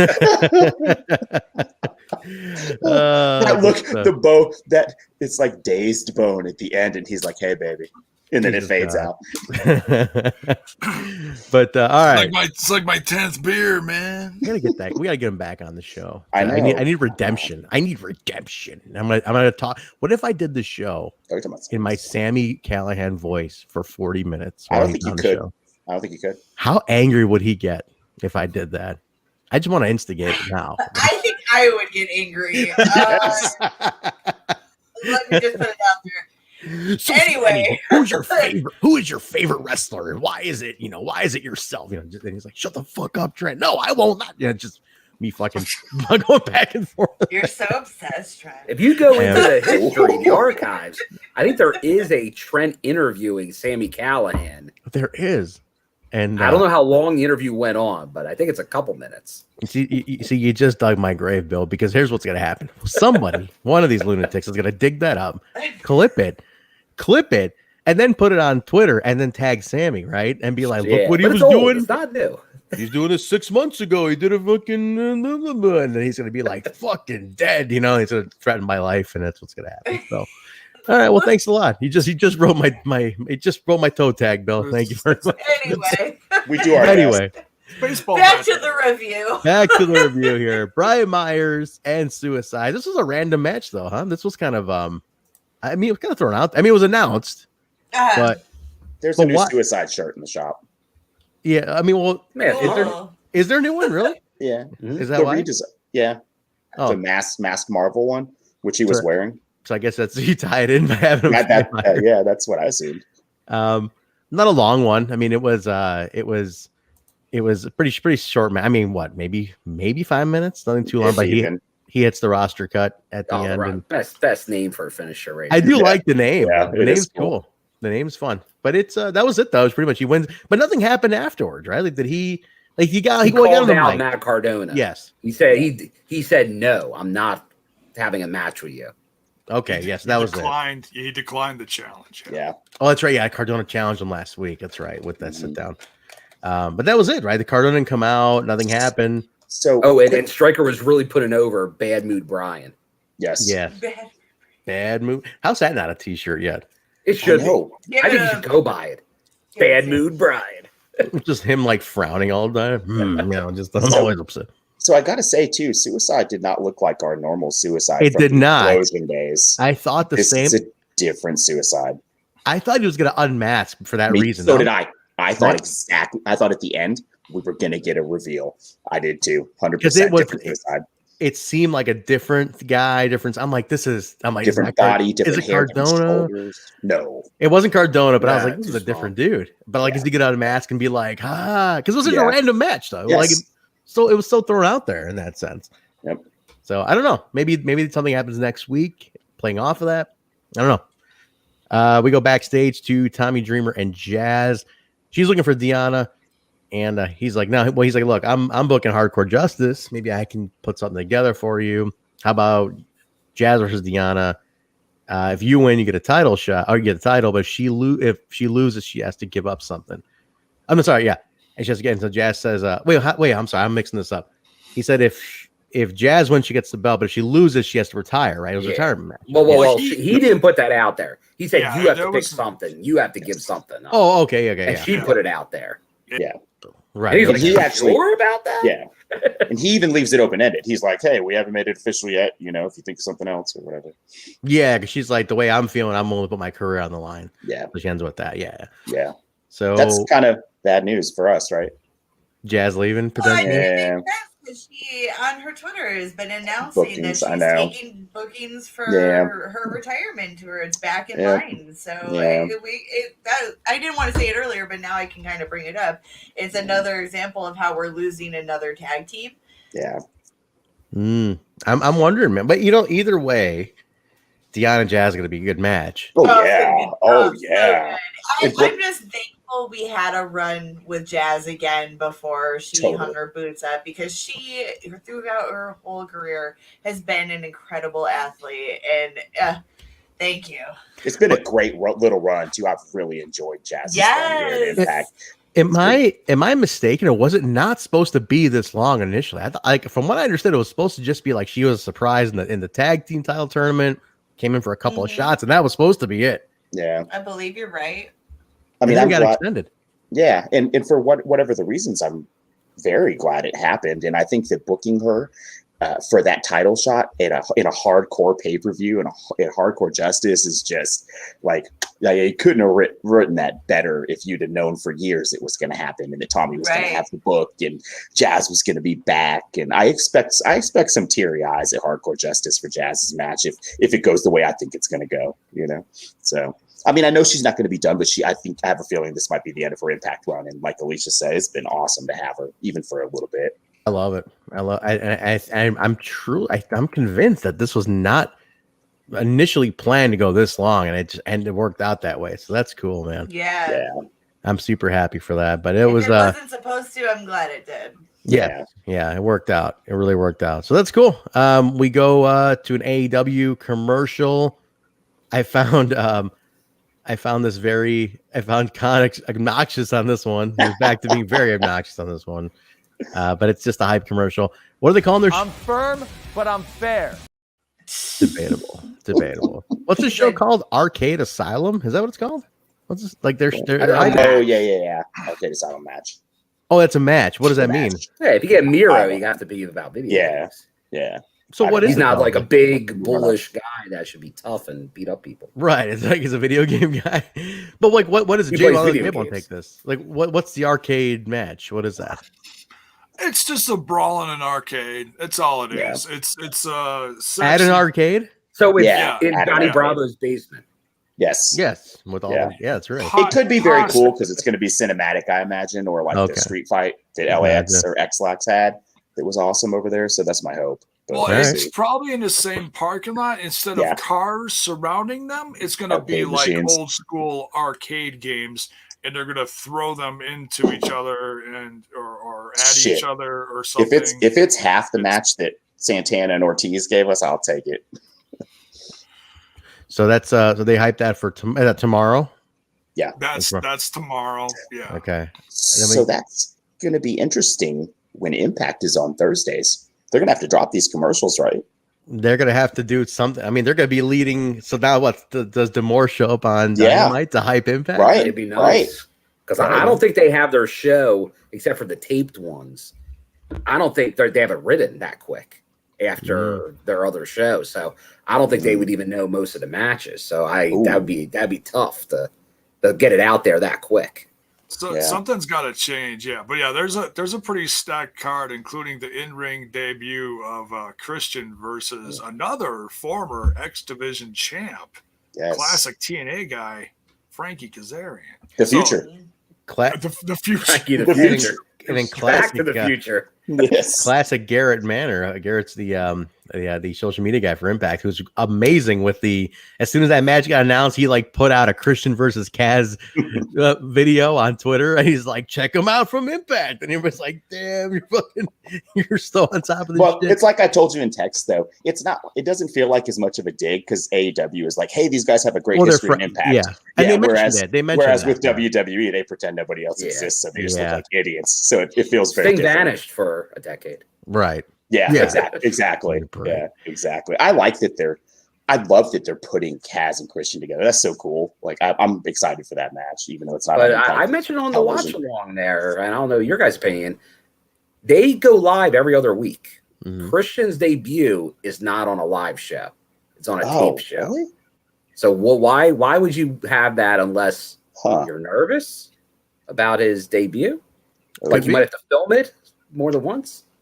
It very well could be. Honestly, you never know. I don't think it matters because there's still a live crowd there. So no, Jaybone, I'm giving you a shots fired because you're telling me the workers are a crowd. Yeah, that's true. There's people in the audience. Give them the come on, man. No, there's no audience. They're co-workers. I thought there was 1,300 live now, though. Yeah, there's like over 1,000 people. No, but they're not live. For the pay-per-view. That was for the pay-per-view. Oh, okay. Come on, man. No, but when they're taping it, there's people in the crowd. So you're gonna have some what do you mean kind people of in the crowd. there's friends and family and coworkers. Oh, it's all Fans don't attend the show. Zero fans, though. Zero fans. You're saying when it was taped. Oh, so this one was taped a day later with no fans Right, present. right. Oh, they're taping They do a live show with fans live for 2 hours. Then they tape with no fans. Dark and a week of TV is zero fans. Oh, which one's Jay? Yeah, exactly. Yeah, look at the crowd, and you'll see no people. Yeah. Other than co-workers that don't know how to cheer. That don't know how to cheer. I want to thank. Honestly, that's my toughest thing with watching AEW is watching the co-workers cheer on their people, and they're obviously being told what to do and when to do it, and it's so fake. It just bothers me. Really? Because there's no organic cheering. And freaking Billy Gunn's kid, I hate him because Austin Gunn he's so over the top. Because he's making it about himself. So what? You're a cheerleader that can't wrestle? Good for you. Oh, yeah. Interesting. Is that what I mean? Is that his character? Or is that what's the deal? Is he a cheerleader character? He's actually a rapper. No, he's just the son of Billy Gunn. That's what he's become. That's what he's become. He's well, interesting. Okay, yeah. I mean, I don't know. Good point though, Bill. Why is it on the taped one, right? Yeah, no, he should be I get okay, Sting. Maybe when you have him take a bump or something, maybe you don't do that on the live show and certain things, or a cinematic match that makes sense. But Christian was in the Rumble, but it was a way of doing something. But this is a one-on-one match, so maybe I don't know. It seems strange to me. Because I would get a pop for a live. I agree. I think that's weird to do it without the pop. I agree. It is weird, but maybe it's a sign of Christian being humble, saying, "Hey, put me on whenever. I just want the opportunity to have some good matches, whether it's in front of a crowd or not. It's still going to be on TV. Maybe it's that. Who knows?" That son of a bitch. Son of a bitch. Tell him, Rich. Yeah, you tell him, Rich Swan. That's all I gotta say about it. All right, the next segment is Swingers Palace. This is pretty epic, Daddy. Because if you told me Kenny Omega would be in Swingers Palace, sharing a scene with Johnny Swinger, I never would have believed this. I don't give a shit what your thoughts are on Johnny Swinger or Kenny Omega, two really divisive personalities in wrestling. The fact they were on screen together alone, Impact pretty rules. epic. Yeah, I popped. I love the little detail about how the 80s new wave music comes into the scene, because it's it's like something out of a total 80s teen movie that starts playing here. But it's Bravo's at the table. He's doing he's dealing. These swingerettes are behind him. Swingerellas, sorry, are behind him. And then Callis and Omega come in, and Callis is and Johnny goes, "Oh man, is that the guy from TNA?"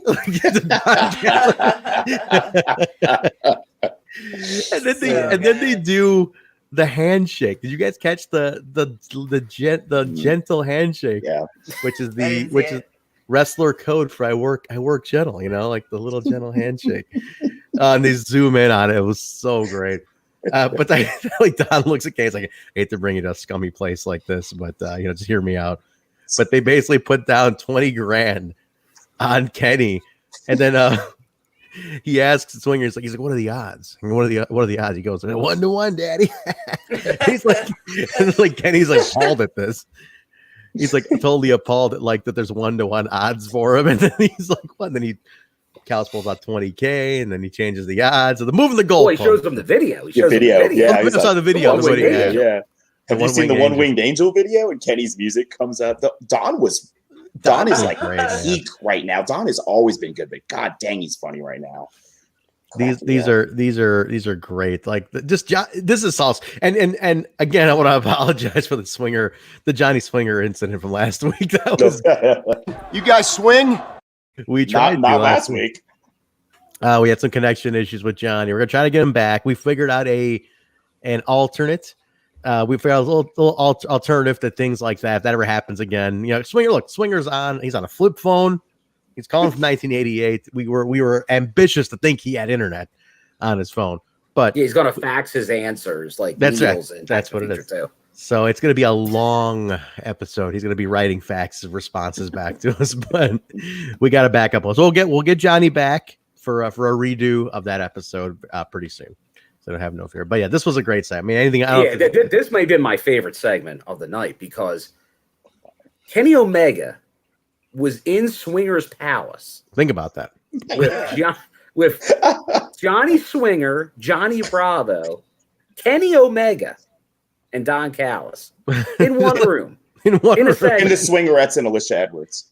Oh, yeah, you can't miss. Was she in there? I didn't see her in there. Was she in there? Yeah, she was at the table, wasn't she? Alicia's always there. Yeah, I didn't see Alicia. If she was there, I did not notice her in this one. No, I don't think she I don't think she was in this. She was She in may the steer clear. She was in the other one, right? Yeah, she's in the other one with Tommy. Yeah. where she was talking to she was trying to get the explanation from Tommy about the hardcore no rules, whatever.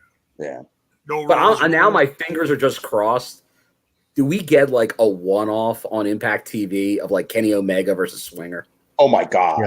Oh my god! Book it. I almost feel like Omega's asking for it. Like he wants. I feel like it is too. I'm hoping it might just be all hope because oh man, the internet wrestling community will explode at that. Oh yeah. Like people like us will love it, but most of them will be like, "How dare Kenny Omega take that match?" But that'll make me love it even more. Didn't he wrestle a blow-up doll? Like, correct. Thank you. I know I thought much at least. He also I'm wrestled sure a 15. child. Well, he wrestled a 15-minute dark match with a jobber too. I mean, he's not above wrestling. Didn't he wrestle a broom? Like literally wrestle? Yeah, he wrestled a broom. Yep, he wrestled a 9-year-old too, didn't he? Yeah. The kid. He's a good sport. That Kenny Omega. Yeah, he wrestles Johnny half of the AEW roster. Same thing. Dude, if Swinger Omega happens, we have to be there though. That can't be a tape. That has to be a live event. Like that couldn't happen in a studio. That's like M. Jackson, but even higher level. Man. Yes. You know, I just total rewind to that a year ago. Mike Jackson, who wrestled Swinger a year ago in Atlanta, he was on Penzer's podcast, our buddy David Penzer's podcast. It's a great interview though. I gotta put that out there. What an amazing life story. So go check that out. It's in the archives of David Penzer's podcast. So but anyway, going back to this, Kenny Omega and Johnny Swinger having a match would be the shit. I would absolutely pop it at that. So be amazing. I gotta throw this out there. I want to get your thoughts on this with Kenny and Callis. Well, I guess mainly Callis. Callis putting 20K large on Omega winning this match. In some ways, big picture wise, doesn't that significantly decrease the odds of him actually winning at Rebellion? Well, I don't know. What's the gambling? Yeah. What's the math on this? I'm not a gambling girl. I failed math. I'm not talking about like gambling odds. I'm talking about how we think about wrestling odds. So he put 20K on Kenny winning. So no, it ups the bank, right? That's what he's trying to get. It's trying to up the pool. He's trying to up the odds for Omega, saying Omega's got a 1 in 20,000 chance or whatever. Or 20,001 chance. Yeah. 20,001, yeah. Signer math. Saying it's impossible, virtually impossible for Swan to win. But this is wrestling we're talking about. Doesn't that mean that Rich Swann is pretty much guaranteed to win then when they do this kind of stuff in wrestling? Sadly, I understood about half of that. Twice in one night. I'm on a roll.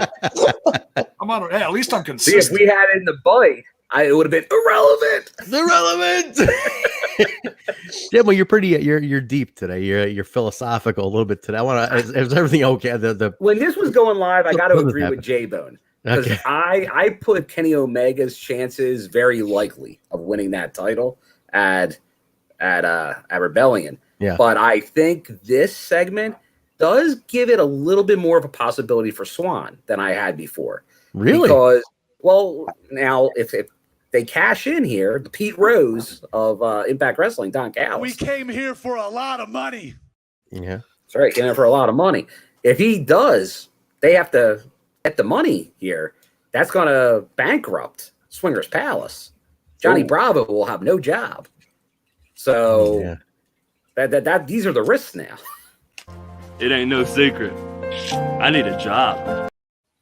Poor Bravo's gonna need a job. He might be just stuck here burning us all the time. I don't know. I'm still very lost on all these gambling odds right now. I don't know if I'm the only one. Maybe I'm the idiot, but I'm totally lost on this gambling odds thing. But all I know is he put down 20 large on Kenny Omega winning. Go ahead, Marq. I just want to chime in and agree with Bill real quick. I also thought Kenny was a lock until tonight. I don't know what it is about the way they're treating the character. I feel like the crack in the door has been opened. I mean, I don't know. No, did everyone else feel it? It just kind of felt like Kenny was being treated like a regular athlete, not this god who was coming in and ordained to just be given the belt. Yeah. Down. Yeah. I want to know what people, guys in the chat. I like people to sound off in the chat in the comments. What do you guys think about this? I'm curious. What's the overall perspective here? But go ahead, Alicia. I think that would be a smart move. It was a little too over the top before. This is an interesting take. He's a little too over the top. I think it's a smart move on Impact TV because it does create that possibility that Rich is going to win. You know, like not a lot of people give him high odds, but if we can, get 3 weeks in and maybe Rich takes another pin in that match next week, it might look even better for Rich coming up to Rebellion. This could be interesting. All right. I'll tell you, Trent, you want that. Even you to have to watch AEW. I can only see Swinger versus Omega. Swinger showed up at AEW, act like he was part of an invasion. Oh my god! Like he's the only one where he's like, the rest of them are going to be here any minute, Daddy. On their way. Can you imagine? Like he's like, I got Simon Diamond and Kid Cash on their way, Daddy. Like he just starts naming old school guys. Abyss. Abyss, like Abyss is on his way. He's gonna be here any second. And then it's just him. I could see that. I'd put that on. I would absolutely want to put it on for that. No, and then he would have to come there and do what he did at Swingers Palace and be like, "Is this TNA, Daddy? You got the totals." I mean, he probably think it's WCW. Swinger was on WCW on TNT. Remember that? He'll probably think like, "Where's Ted Turner at, Daddy? Let me talk to Bish to get my contract up, by $500,000 for nothing." Where's Easy E? And then Bischoff is actually around the corner making an appearance. That'd be hilarious. So listen, there's interesting points brought up here. And I like everybody's feedback too in the comments. What do you guys think? Does this have any? Are they really teasing us with that? Are they building the story right where we're thinking it can go either way now? We're questioning everything, which is what you want. You want it to be where you're. That's great storytelling. It's great storytelling. So we'll see where it goes. I have seen that penis. And $20,000 apparently. But right to the match. It's Ace Austin and Fulton taking on TJP and Josh Alexander. So it's building off in last week, the X Division. So obviously, Ace Austin, your X Division champion. Solid match, though. I mean, this was exactly what you'd expect out of these guys. I don't know if there's anything in particular. Jay, you've been a little quiet. I'll let you start this one off. Well, they've been trying to reestablish slowly, not just the future of Ace Austin, but that Madman Fulton and Ace are a legit tag team. Yeah. So, and that certainly did help here because you got TJP and Josh Alexander in a promo earlier, clearly at odds. Josh is like, "Yeah, we're teaming tonight, but this is one and done." We both are trying to go for that X Division title, but you and I are not cool. We're not bros. This ain't happening. Did we miss that? I don't think did we mention that promo happened, huh? Oh, that was on BTI. That was on BTI. Was. Yeah. It was a real quick one. Yeah. You're right. Watch BTI, folks. Gotta watch BTI. It was another gambling heavy. It was all card references by TJP. Yeah. That was on BTI though. Definitely. If you missed it, go check that out on BTI. Yeah. Does that mean that TJP shows up on the next Double or Nothing for AEW or something? Here's a weird thing with TJP. And the whole sidebar, he put up a photo today of him holding an envelope from up north addressed to him. I don't know what that meant, but that was something weird. Did you guys see this? There's something like he's also part of the MLW, and he's like, Alicia's like, bye. It's usually when that kind of stuff happens, it's because Like a royalty statement or something. Certain wrestlers take part in gameplay, making motion capture and stuff. Thank you. Yeah, I couldn't think of it. I'm so out of my gaming terms here. Yes, motion capture, TJP, which he does, which I know he's done for them. Yeah. So several people behind the scenes have taken part in that stuff like that. And they hold up a little envelope like, oh, what's this mean? It's like, it's a paycheck. Shut up. I'm curious what people, if anyone in the chat knows, that can shed any light on that too. But that was an interesting little tease to put out there. But no, solid match with these guys. That's just the TJP Ace Austin feud is awesome. It's one of those it's become a classic in Impact history. But it's tax time, so that's all that was. Oh yeah, that makes sense. Likely tax later on. There we go. Kevin Martin with the save. Yeah, you're right. Duh, it totally makes sense. It is tax time.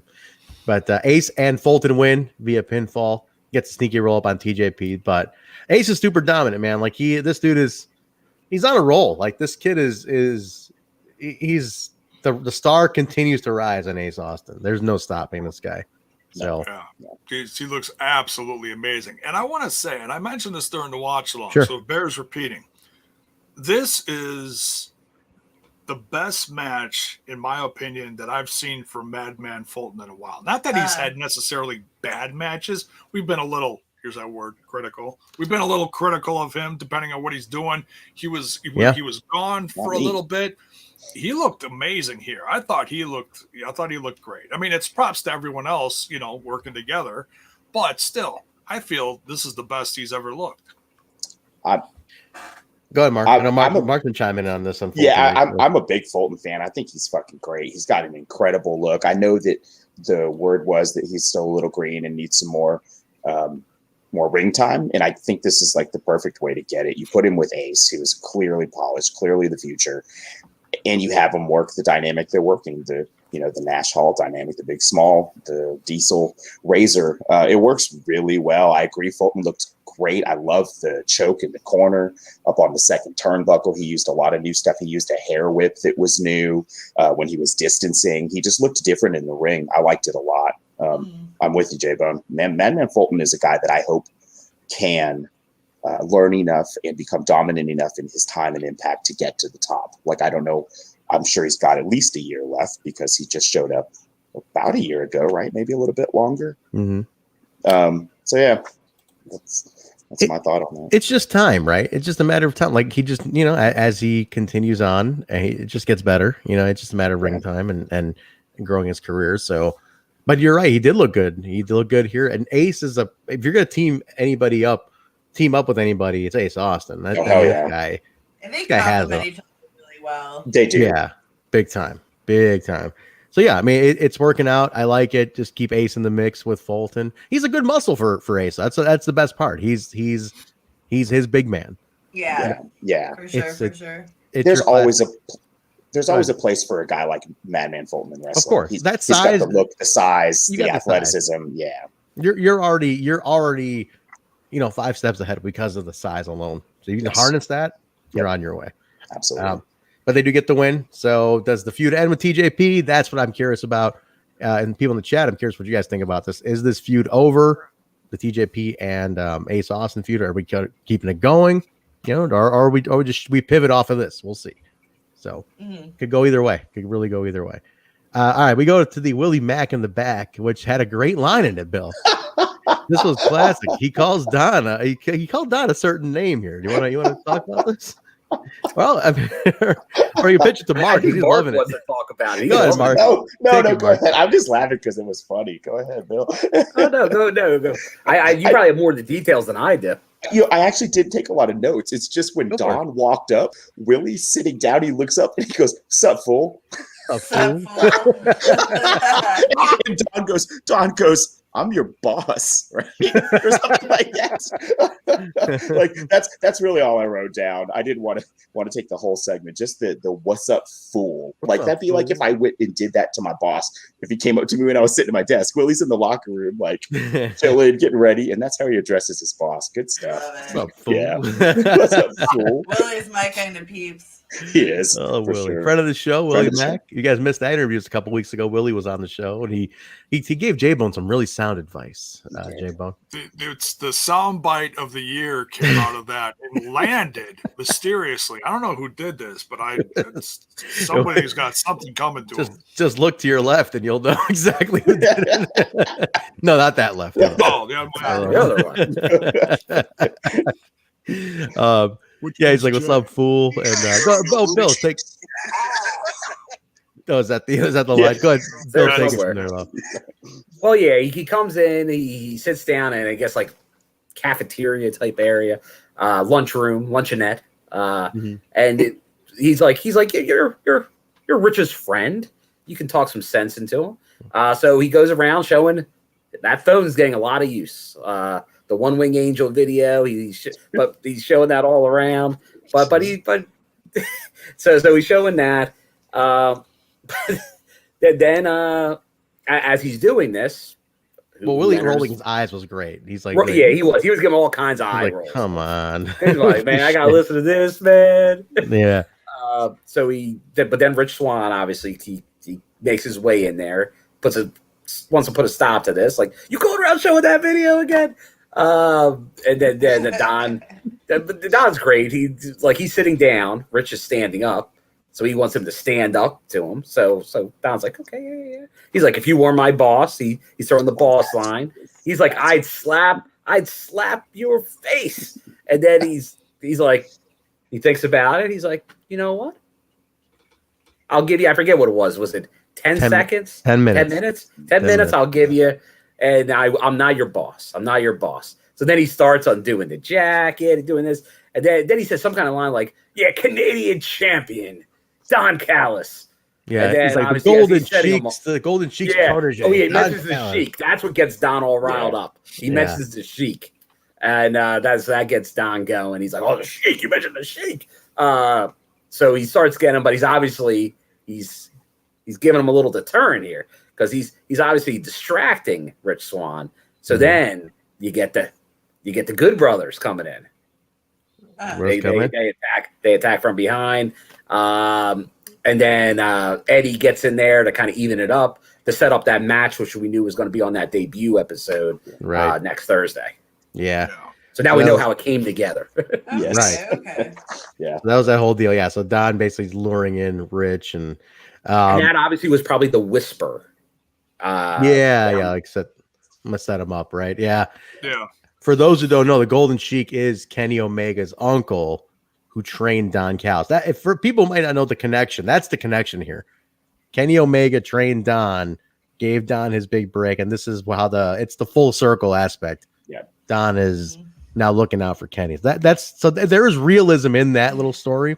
Oh yeah, and then he does say, "By God, Don Callis." By God, Don Callis. But yeah, Eddie runs in, breaks it up, and then that's set up for the main event next week. So Impact standing tall at the end. Listen, it seems Eddie. Eddie. Yeah, you're right. At the end of this segment, Impact is standing tall. So nobody's standing taller than at our own show for once. Hey, well, we've been left lying before, so I was glad it didn't end up that way. But Don Callis on the mic is standing tall in this episode. Don is pretty awesome here, man. Don is on another level. Don Callis. He is very golden. He's extremely good. He's got a great tan going on. I don't know where he's getting. Well, maybe in Florida. He spent a lot of time in Florida lately. He walks around shirtless in Winnipeg all the time. It's warm in Tennessee too, isn't it? I think it's Kevin Martin, you're still in here. You can confirm that. I think it's up and down. I think it's still jacket weather in Tennessee, or windbreaker weather at least. But look at this windbreaker weather. What a scumbag! Now that's a tan. That is a tan. That's a Vegas tan for sure. That's what that one is. Rohit bumps into Hernandez backstage, and he's like, I got a tag team name for us.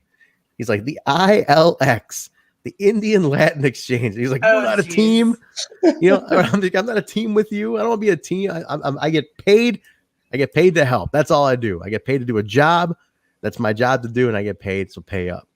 And he goes, you don't have any money for me, then bounce. And he's like, no, we're cool, no problem. Hey, we'll be a team, we're good. I'll take you. We're off to a good start. So basically, so far so good. Strictly business, no friendship with these two, no friends. Yeah. Yes. Turn that frown upside down, my man. I love TJ's face. He's like, what? look at the frown.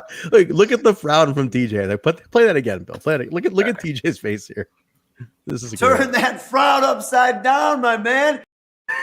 It's such a it's a frown. Like, what the hell? But so we go from that right to Eric Young talking about Storm in 1,000 matches. He's like, he goes, I'm the one who challenged him. Young talks about violence being the way. It's what brought in Rhino. He says the future of the company hangs in the balance tonight, and the world doesn't belong to Storm. It belongs to us. So that's just a little hype for that. And great during the co-stream, Truck points out, I believe it was Truck, that said, great wrestling shirt that Eric's wearing that you can't wear anywhere else. What is it? What was he wearing? It was just like huge violent by design, or I am violent by design. His shirt's slightly different, Eric's. All theirs was the violent by design. His says I am violent by design. And like that's probably like you'll get a look if you walk into a place with a shirt saying I am violent by design. Yeah, nowadays I feel like. I think that one's on Pro Wrestling Tees. That could be the individual because the one they sell on the website is just violent by design, right? Yeah, I didn't see that I am violent by design, but that's that's what Jay. Yeah, it's definitely that's one of those shirts. You don't wear that. You don't wear that to Starbucks, right? You wear that to you wear that in like a public forum. Right. That's they got eyes on you in the sky. Yeah, well, Bill, that's where you cover you zip up the moose vest on that one, right? You don't put or you wear your AJ shirt. No, it's but no, Valentine's they're looking cool, man. The Rhino edition is top notch. I do like where that's at.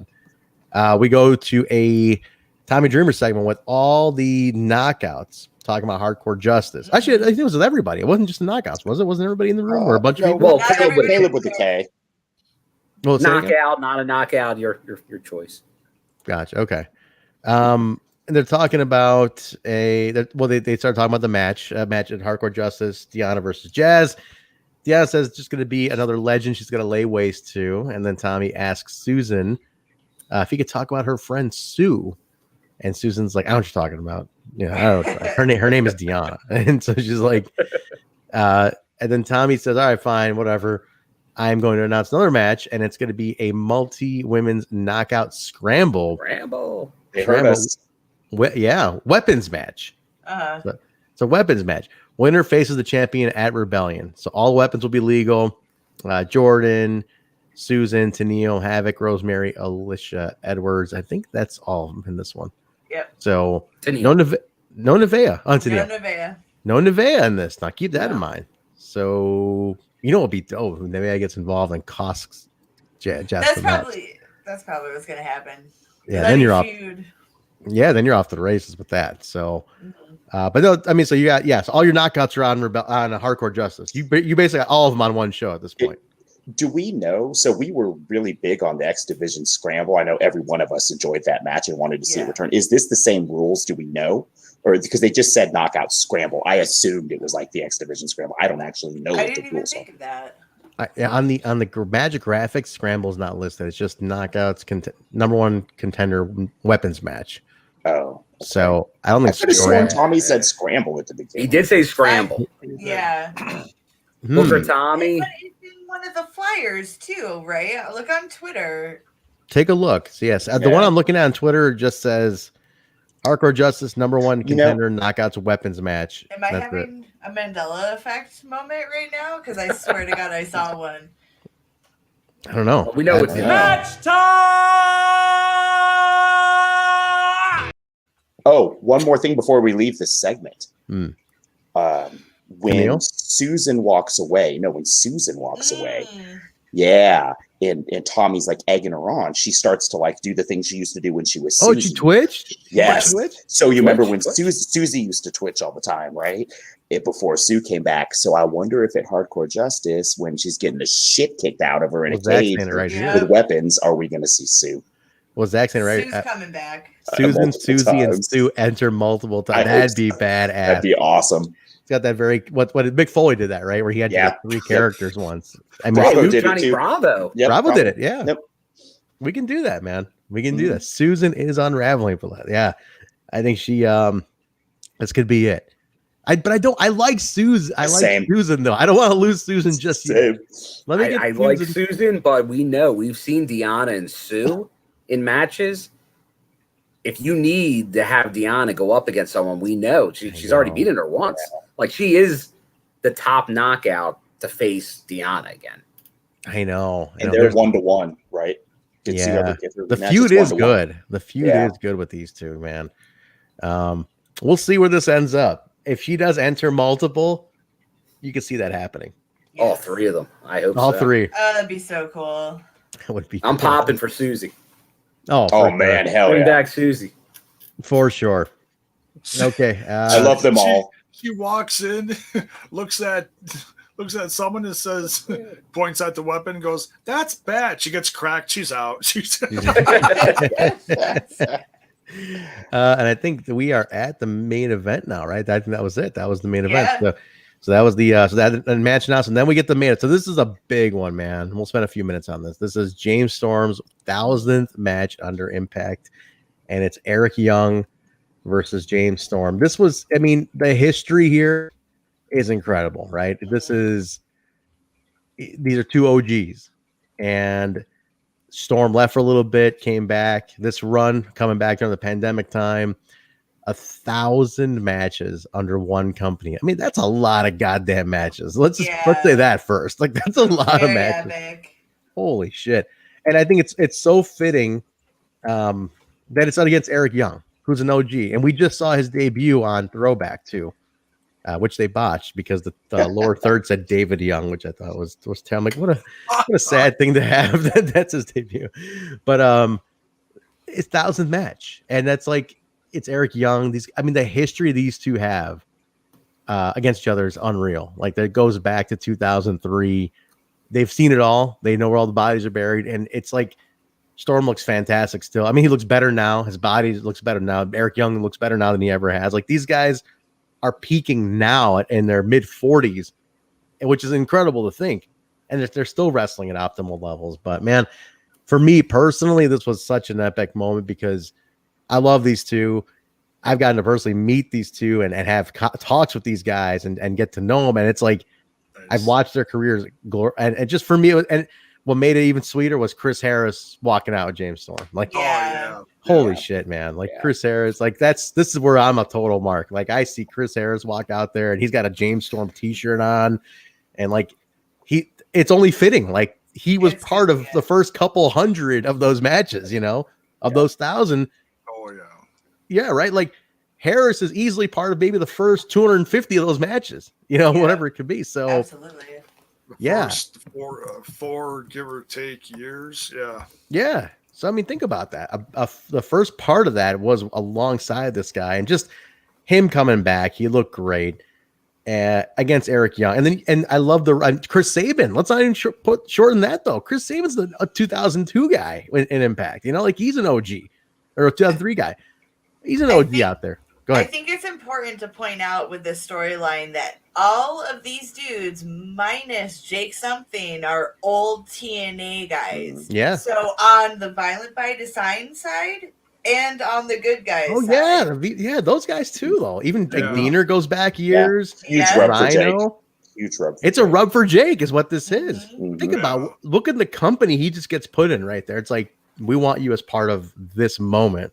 Well, he mentioned that on our show when we asked him about that. What's it like being inserted with, these veterans? And he said it was humbling and, amazing. And now look at this. Like Alicia said, you look at it. I noticed that too. He stood out when he was fighting. I noticed that. But I didn't catch it. You're right. Even the Violent by Design guys, Alicia, they're old school TNA guys. Yep, absolutely. Such a cool moment, man. And just seeing Storm and Harris take that moment with Eric, and he's like, and he punches him. I'm like, oh my god! Like seeing Chris Harris in action after so long. Look, we talked to Chris Harris. We got to become friends with Chris Harris. It was an epic moment for me. He's one of they're my favorite tag team of all time. All time. But this is my number one tag team. So just seeing him come out there was just something else for me. But what an awesome. We'll go around the room. So Bill, you can. I'll keep getting emotional if I keep talking about it. Don't take it from me. No. It was. I'm with you. I think any longtime fan, this really This was a main event worthy of it, and it was it's obviously Eric Young. Like, it's sad. Obviously, we knew what happened after the fact. It almost put a little bit more into it. Yeah. Like, there was already enough drama in the match, but knowing like EY injures himself for up to a year in this match, tore his ACL in the middle of this match. That's like not like you got a paper cut. You've torn your fucking knee cartilage.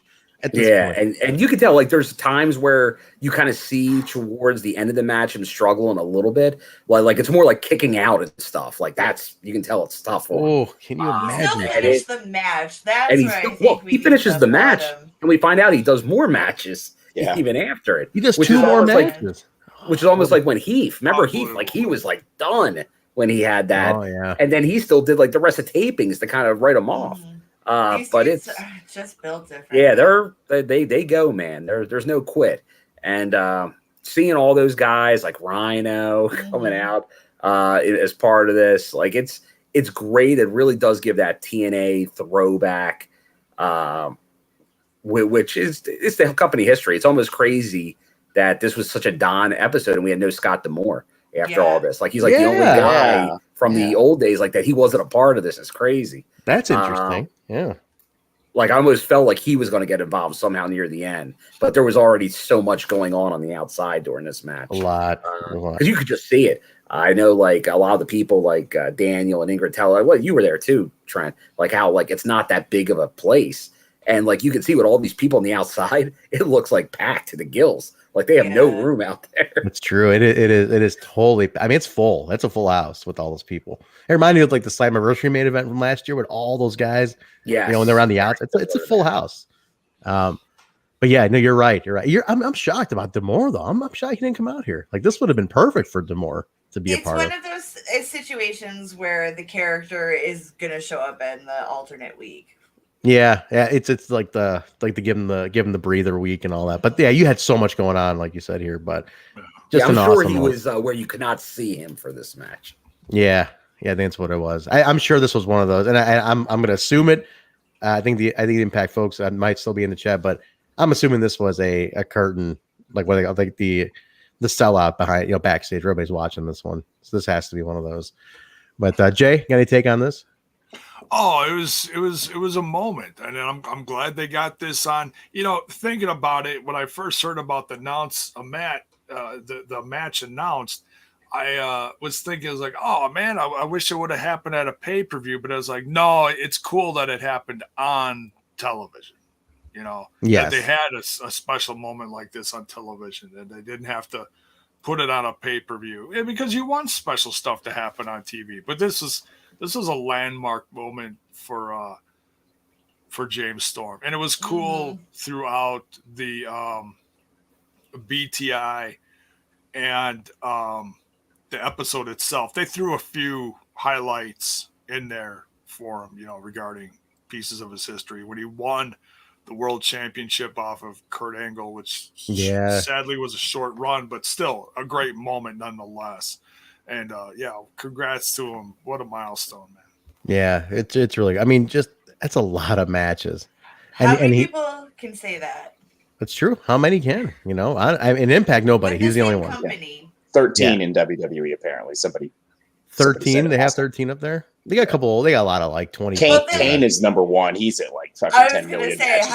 Where's John Cena on that list? Yeah, well, a lot of that's the house show circuit. Yeah, right. Like that 4 to 5 days a week.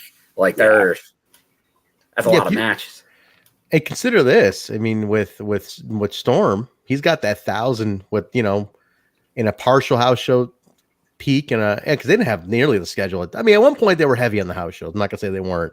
They were almost like 4 on 3 off at one point in TNA. Oh, wow. But yeah, they went heavy when Spike blew up. When they were doing 2 million people on, they were 4 on 3 off at one point.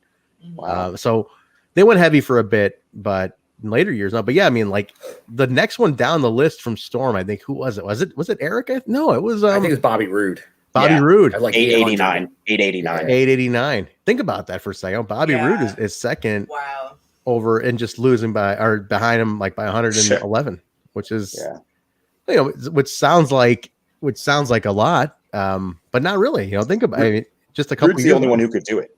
He's the only other one who could still do it, probably. I was shocked that Eric was like, wait, Eric was like $6.99 or something. Yeah. You know, and I'm like, he's been there so long. But you know what? I think it was Eric had a lot of gone for 3 years, right? Also, when he was doing the comedy stuff, he didn't wrestle. He didn't wrestle. He was right. on TV all the time, but he wasn't wrestling all the time. Right. He was on TV. He was running around in his underwear and shit. Yeah. That's the thing. He was on every episode at the time, but just not wrestling. That's part of that too. Well, and that's why there's a good chance he's going to recover from this ACL injury more quickly than your average 40-year-old because his body's in much better condition than a man his age normally would be at this stage of his career. So here's that logic holds up. You know what we'll do? We'll see if we can get Eric on here. He's due for an appearance here, and as well as you know, if he's not going to be on the show, if he's showing anyway, let's have him talk about Violent by Design and in some of his career and stuff. It'd be great to have him on the show. Yeah, so we'll get Eric on here and we'll talk to him about that. But Storm does win. Harris got involved through a southpaw at him. You know, which I thought was pretty good. Nailed him and a little tear come down there, Trent. Listen, Bill, I'm not gonna lie to you. I'm watching right here, and when that happened, I literally just started doing my set. There's these moments where it'll get me still, man. After all the shit that's been exposed, everything we know about this shit, like, man, if these moments sometimes will still pop you and I mean, dude, I've been watching this company since day one, you know? It's like, that's a callback to my life. Like, this is one of the few consistent things in my life for the last 20 years. And like, that's a reflection of it. You know, Chris Harris. Impact Wrestling, your real marriage, Trent. It's true, man. It outdid my fucking marriage. Well, that's not even close. It's outdone longer lasting things than your marriage. Yeah. No, but it's true. Like, it has a special. So like something as silly as seeing Chris Harris throw a punch at Eric Young. It's like, dude, that's a flashback to 20 years ago for me. Yeah, and I just feel it, man. I get it. I have a friend named Lance he was a big WWE guy, even during the bad years, right? And I was like, how do you still watch it sometimes? You know, like, how do you watch it? And he said to me once, he's like, it's the most consistent thing in my life. And I didn't get it, right? I didn't get it at the time. I was like, what are you talking about? I was like, come on, you're growing 40 years old. What are you talking about? It's not great anymore. He goes, no, it is the most consistent thing in my life. My family's let me down, right? And I didn't get it, but it's like, I see moments like this and I get it. It kind of makes sense to me now. I'm like, you're right, man. Like, it really does draw you back to the feeling you had when I first time I saw these two wrestle 20 fucking years ago. So it's pretty cool. Powerful. Yeah, it is. It is. That's the art of wrestling to me is that. So it's pretty neat, man. The magic isn't gone. You just don't see it as often anymore. That's what it is. But you'll recall there was a second earlier this year where we all thought 50-year-old Tommy Dreamer might win the Impact fucking World Championship. Yeah. So hey, wrestling is awesome. Believe. Yeah, and that's the magic of wrestling. Yeah. Now Brian, that might be what they did tonight. That might be what they did tonight with. I think we are like Kenny's winning.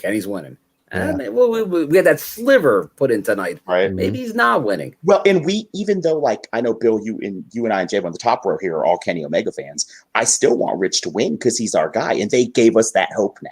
As Impact fans, we have that look to hang on to. Yeah, because we really didn't even have that. It was like, it's foregone conclusion. Yes. Yeah. I don't think it is anymore, though. No. At the end of the match, though, it was pretty neat.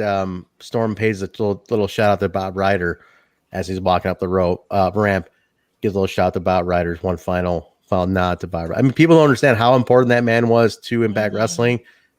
Go watch the history of the company part 1 disc. You'll see that dude was he was the man. He was one of the conceptualizers of the company. So is that on Shop Impact? That's on Shop Impact as well. Yeah, you can get that on Shop Impact. DVDs are back. They're shipping again. And but just read up on Bob Ryder. He's the pioneer of internet wrestling too. The wrestling on the internet is pioneered by Bob Ryder as well. So, and I'm sure there will be some bits on Mr. Ryder in the book that Mr. Michael Cavaccini is writing, and he will be with us. Good tie-in. Good time. We did move, for those asking, we did move Michael Cavaccini over to next Tuesday because of the we need to get Tuesday. No, Thursday. He'll be on Tuesday. He's on Throwback. Okay, on Throwback. Okay. Okay. We're bringing him on Tuesday. Okay. It makes more sense because he's also talking about the old TNA stuff anyway, so it makes more sense. So we'll get him on Tuesday. But we did bump him over to next week because Gia was going to be on talking about the day change and everything for next week. So we needed to get her on here. And then Michael's on next Tuesday. And then for main show next week, which is now Thursday, don't have a guest announced, but you guys know how we work. There's guests popping up a day before, and they want to be where we're at. So we'll let you guys know with enough time. But yeah, that's it, guys. Storm wins. That's number 1,000 in the books. Awesome episode. It was an action-packed, heavy episode today. Go ahead, Mark. Trent, this question is for you. All right. Will this go down as your match of the year simply because of what it was? The nostalgia? I mean, as of right now. Chris Harris coming back. Yeah. Is this better than any match you've seen this year? It's my moment of the year for sure. The Chris Harris walk on and the hug. Yeah, moment of the year for me. I mean, it's only April, but it's that to me for an old school TNA kid like me, that's my moment of the year right now. That's getting my vote for sure. At the year end awards, that's getting my vote. And last year was Slammiversary when EC3 showed up. Yeah, stealing and you put a dent in it. Yeah, that was, man. And they strung us out that whole damn show. They finished the match. They crowned a new champion. I was like, what the fuck? If AMW has a comeback match on Impact, I might just, I don't know. I don't know what, I must implode at that point. I don't know. Like, fuck it. They can end it right there. I'm done. Anything is possible. Anything is possible. I'll ring the bell on that one if AMW has But that's the episode, guys. So as we mentioned, don't forget we are moving next week because of Impact's moves. We're moving with them. So the post show is now on Thursday nights. Throwback is now on Tuesday nights. UK guys are the same on Fridays as of right now. So keep all your scheduling together. You still join us on those same days. And then in between, still doing the papers. Hardcore Justice, watch along, review. It's going to be a simulcast with Smash This Podcast, like we do for the Impact Plus specials.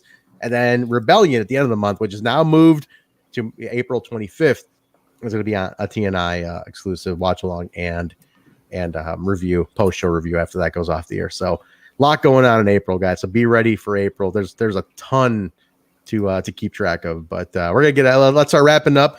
We had Gia Miller. So big thanks again to Gia Miller for joining us at the top of the show. If you missed Gia, rewind. Go check out Gia's interview. She's talking about everything going on with Impact, BTI, all the works. Her wrestling as well. Go check that out. But let's get our plugs in. Alicia, where can people follow you on socials? You can find me on the Instagram and the Twitter under the handle Alicia Behave. There we go, guys. Give her a follow. What else we got? Bill, where are you at?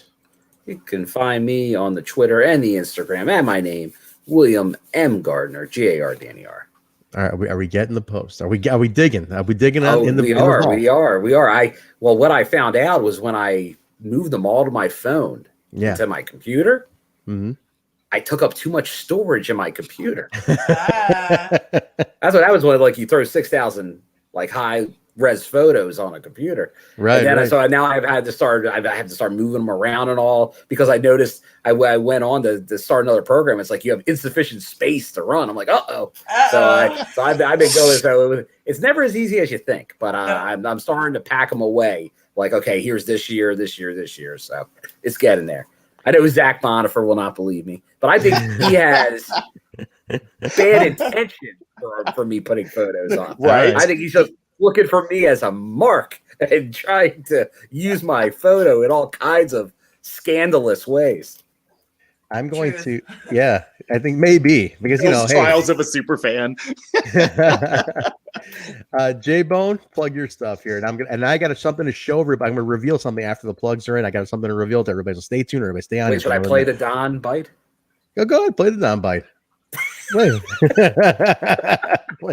Jaybone, get your plugs in here first. All right, so you can find me over in that other little podcast called Smash This Podcast. Now, as you can see, everything in office days, Jaybone is looking different. So, but in some things are happening different. I'm going to be covering some new things just because. Listen to my last show. You'll hear my little rant on that. So you can find Smash This Podcast on YouTube and Twitch and all the socials, the Facebook, the Twitter box, and damn Instant Egg. And for your bone on the go, the audio portion of Smash This Podcast, you can find it on anchor.fm/Smash This Podcast. Very nice. Mark, where are you at? You can find me at MARKQ World Order, Mark World Order on Twitter. And I did want to say one more thing that I noticed got glossed over. Jaybone and I will be doing Hardcore Justice predictions at some point. What is it? Next week, right, Jaybone? Some point next week. Yeah. And I also just noticed that I will be out of town on vacation for Hardcore Justice, so I will not be here for Hardcore Justice. Oh man, unfortunately. Okay. We rented an Airbnb out in like the hill country of Texas, and we're gonna go to like Jacob's Well and do some swimming, and I think you guys earned it, man. I think you guys earned it after this last year. Yeah. So that's we'll fill you in. Yeah. So cool. I'll probably pop in, catch you guys a little bit on the watch along if possible. So all right, cool. Yeah, and I'll be doing the same because obviously I will be. I'll be Bill on the road, but I'll be down in Florida during a lot of those shows. Man, just gonna be us over us three. Maybe Kalon will come on for this one. We'll see. There you go. Kalon, where are you at? We'll get Kalon in. Better wrangle that choir boy. I know. Yeah. 3 p.m. Eastern for him, right? Yeah, it's an afternoon show. That's right. That's right. Yeah. You guys can get me at Transberry on Twitter, the show at We Talk Impact, Twitter, Instagram, Facebook. Also all audio platforms, Apple Podcasts, Stitcher, SoundCloud, Google Play, iHeartRadio, TuneIn Radio, Spotify, Pandora, Amazon. Rate, review, and subscribe, guys. Just go ahead, and if you listen on the go, all the audio is always on the go. So go ahead and subscribe to those channels. Twitch.tv/Total Nonstop Impact, YouTube.com/Total Nonstop Impact, Discord link in the chat below, and then ProWrestlingTees.com/Total Nonstop Impact. And here's what I wanted to reveal on Pro Wrestling Tees. We have a brand new t-shirt, guys. Nice. It is designed by the infamous Juan the Dead, the brand new Total Nonstop Impact t-shirt. Look at that. We should have done this to kick off the show. I know. We'll do it next show. This is the teaser for the people who hang on late here. But the new Juan the Dead design is up on ProWrestlingTees.com, and it is here, guys. So this is it. Yeah. This is it, man. This is on Pro Wrestling Tees. ProWrestlingTees.com/Total Nonstop Impact. $24.99. It's a more premium design. So go pick your shirt up from Juan of the Dead. Juan has done stuff for Impact. He's done stuff on shopimpact.com. He's done stuff for a lot.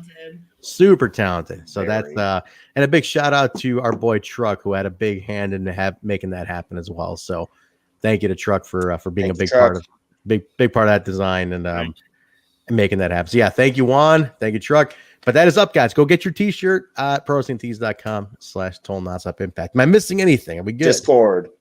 I unplugged it. It's in the description below. Is Discord. Anything else? We missing anything else? I'm trying to think if we got everything. I always feel like there's so many plugs and we never. Oh, all the social medias. We Talk Impact on Facebook, Twitter, Instagram. Just type in We Talk Impact, Total Nonstop Impact. It comes right up. Google it. All of our socials come right up, guys. Give us a follow on all those. Throwback shows. Like I said, Throwback is swapping with this one. So next week is Throwback Tuesday, post-show Thursday, UK on Friday.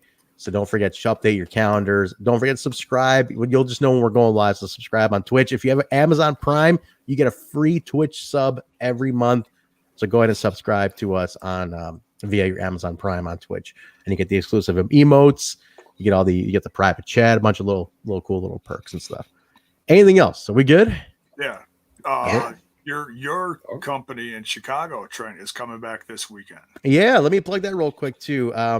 You guys, AAW, who I work for, is coming back this weekend in Chicago, free on Twitch, twitch.tv/AAW Pro. The show will be streamed for free. Some Impact talents on it. We got Ace Austin. John E. Bravo was announced for this one. Why is he going to be there? He's coming to roast me, is what I understand. But Bravo's on it. Rohit is going to be on this one as well. So Rohit tag champs. Just Ace. Fulton will not be there for this one. Yeah, just Ace and a bunch of top indie talent. If you guys haven't seen, just go look at AAW Pro on Twitter. You'll see the names announced for this it's bananas. So there's a lot of top indie folks are coming out for this one. So get it's free. Follow AAW Pro on Twitch, and you guys can catch it on Saturday. I'm going to review that one on STP too. Hell yeah, awesome. And then, guys, Backstage Boys podcast, which I do with Basil, we talk production. We had referee Daniel Spencer on last night. Yeah. So Impact referee Daniel Spencer was on last night, and we talked about everything So some more Impact talk for you guys. Check it out. Dan Spencer talks some Impact, OVW, Back to the Future. Talked about everything. So that's heavy. That is heavy. It was a heavy episode. But that's it, man. I think that we got everything in there. We're all good to go. Yeah, and don't forget the watch along as well on the Twitch. And shout out to D-Back, who gave out a bunch of subs during the show tonight. Awesome. Yeah, man. Nice. You guys would give out subs. They're so generous, man. Thank you very much for doing that. So, all right, guys, we're going to let you go. Thank you again to Gia Miller for joining us. Check out the interview with Gia if you missed it. It's at the top of the show. We appreciate it, guys. Have a very safe week. April starts in 2 days, so be safe going into April. We're getting there, man. The year is 4 months in already. It's bananas. But be safe, guys. We'll talk to you guys again. Remember, no throwback this week, so we'll be back. UK will be back on Friday. We'll be back with you next week, Tuesday. But until then, everybody take care, and we'll talk to you later. Have a great night.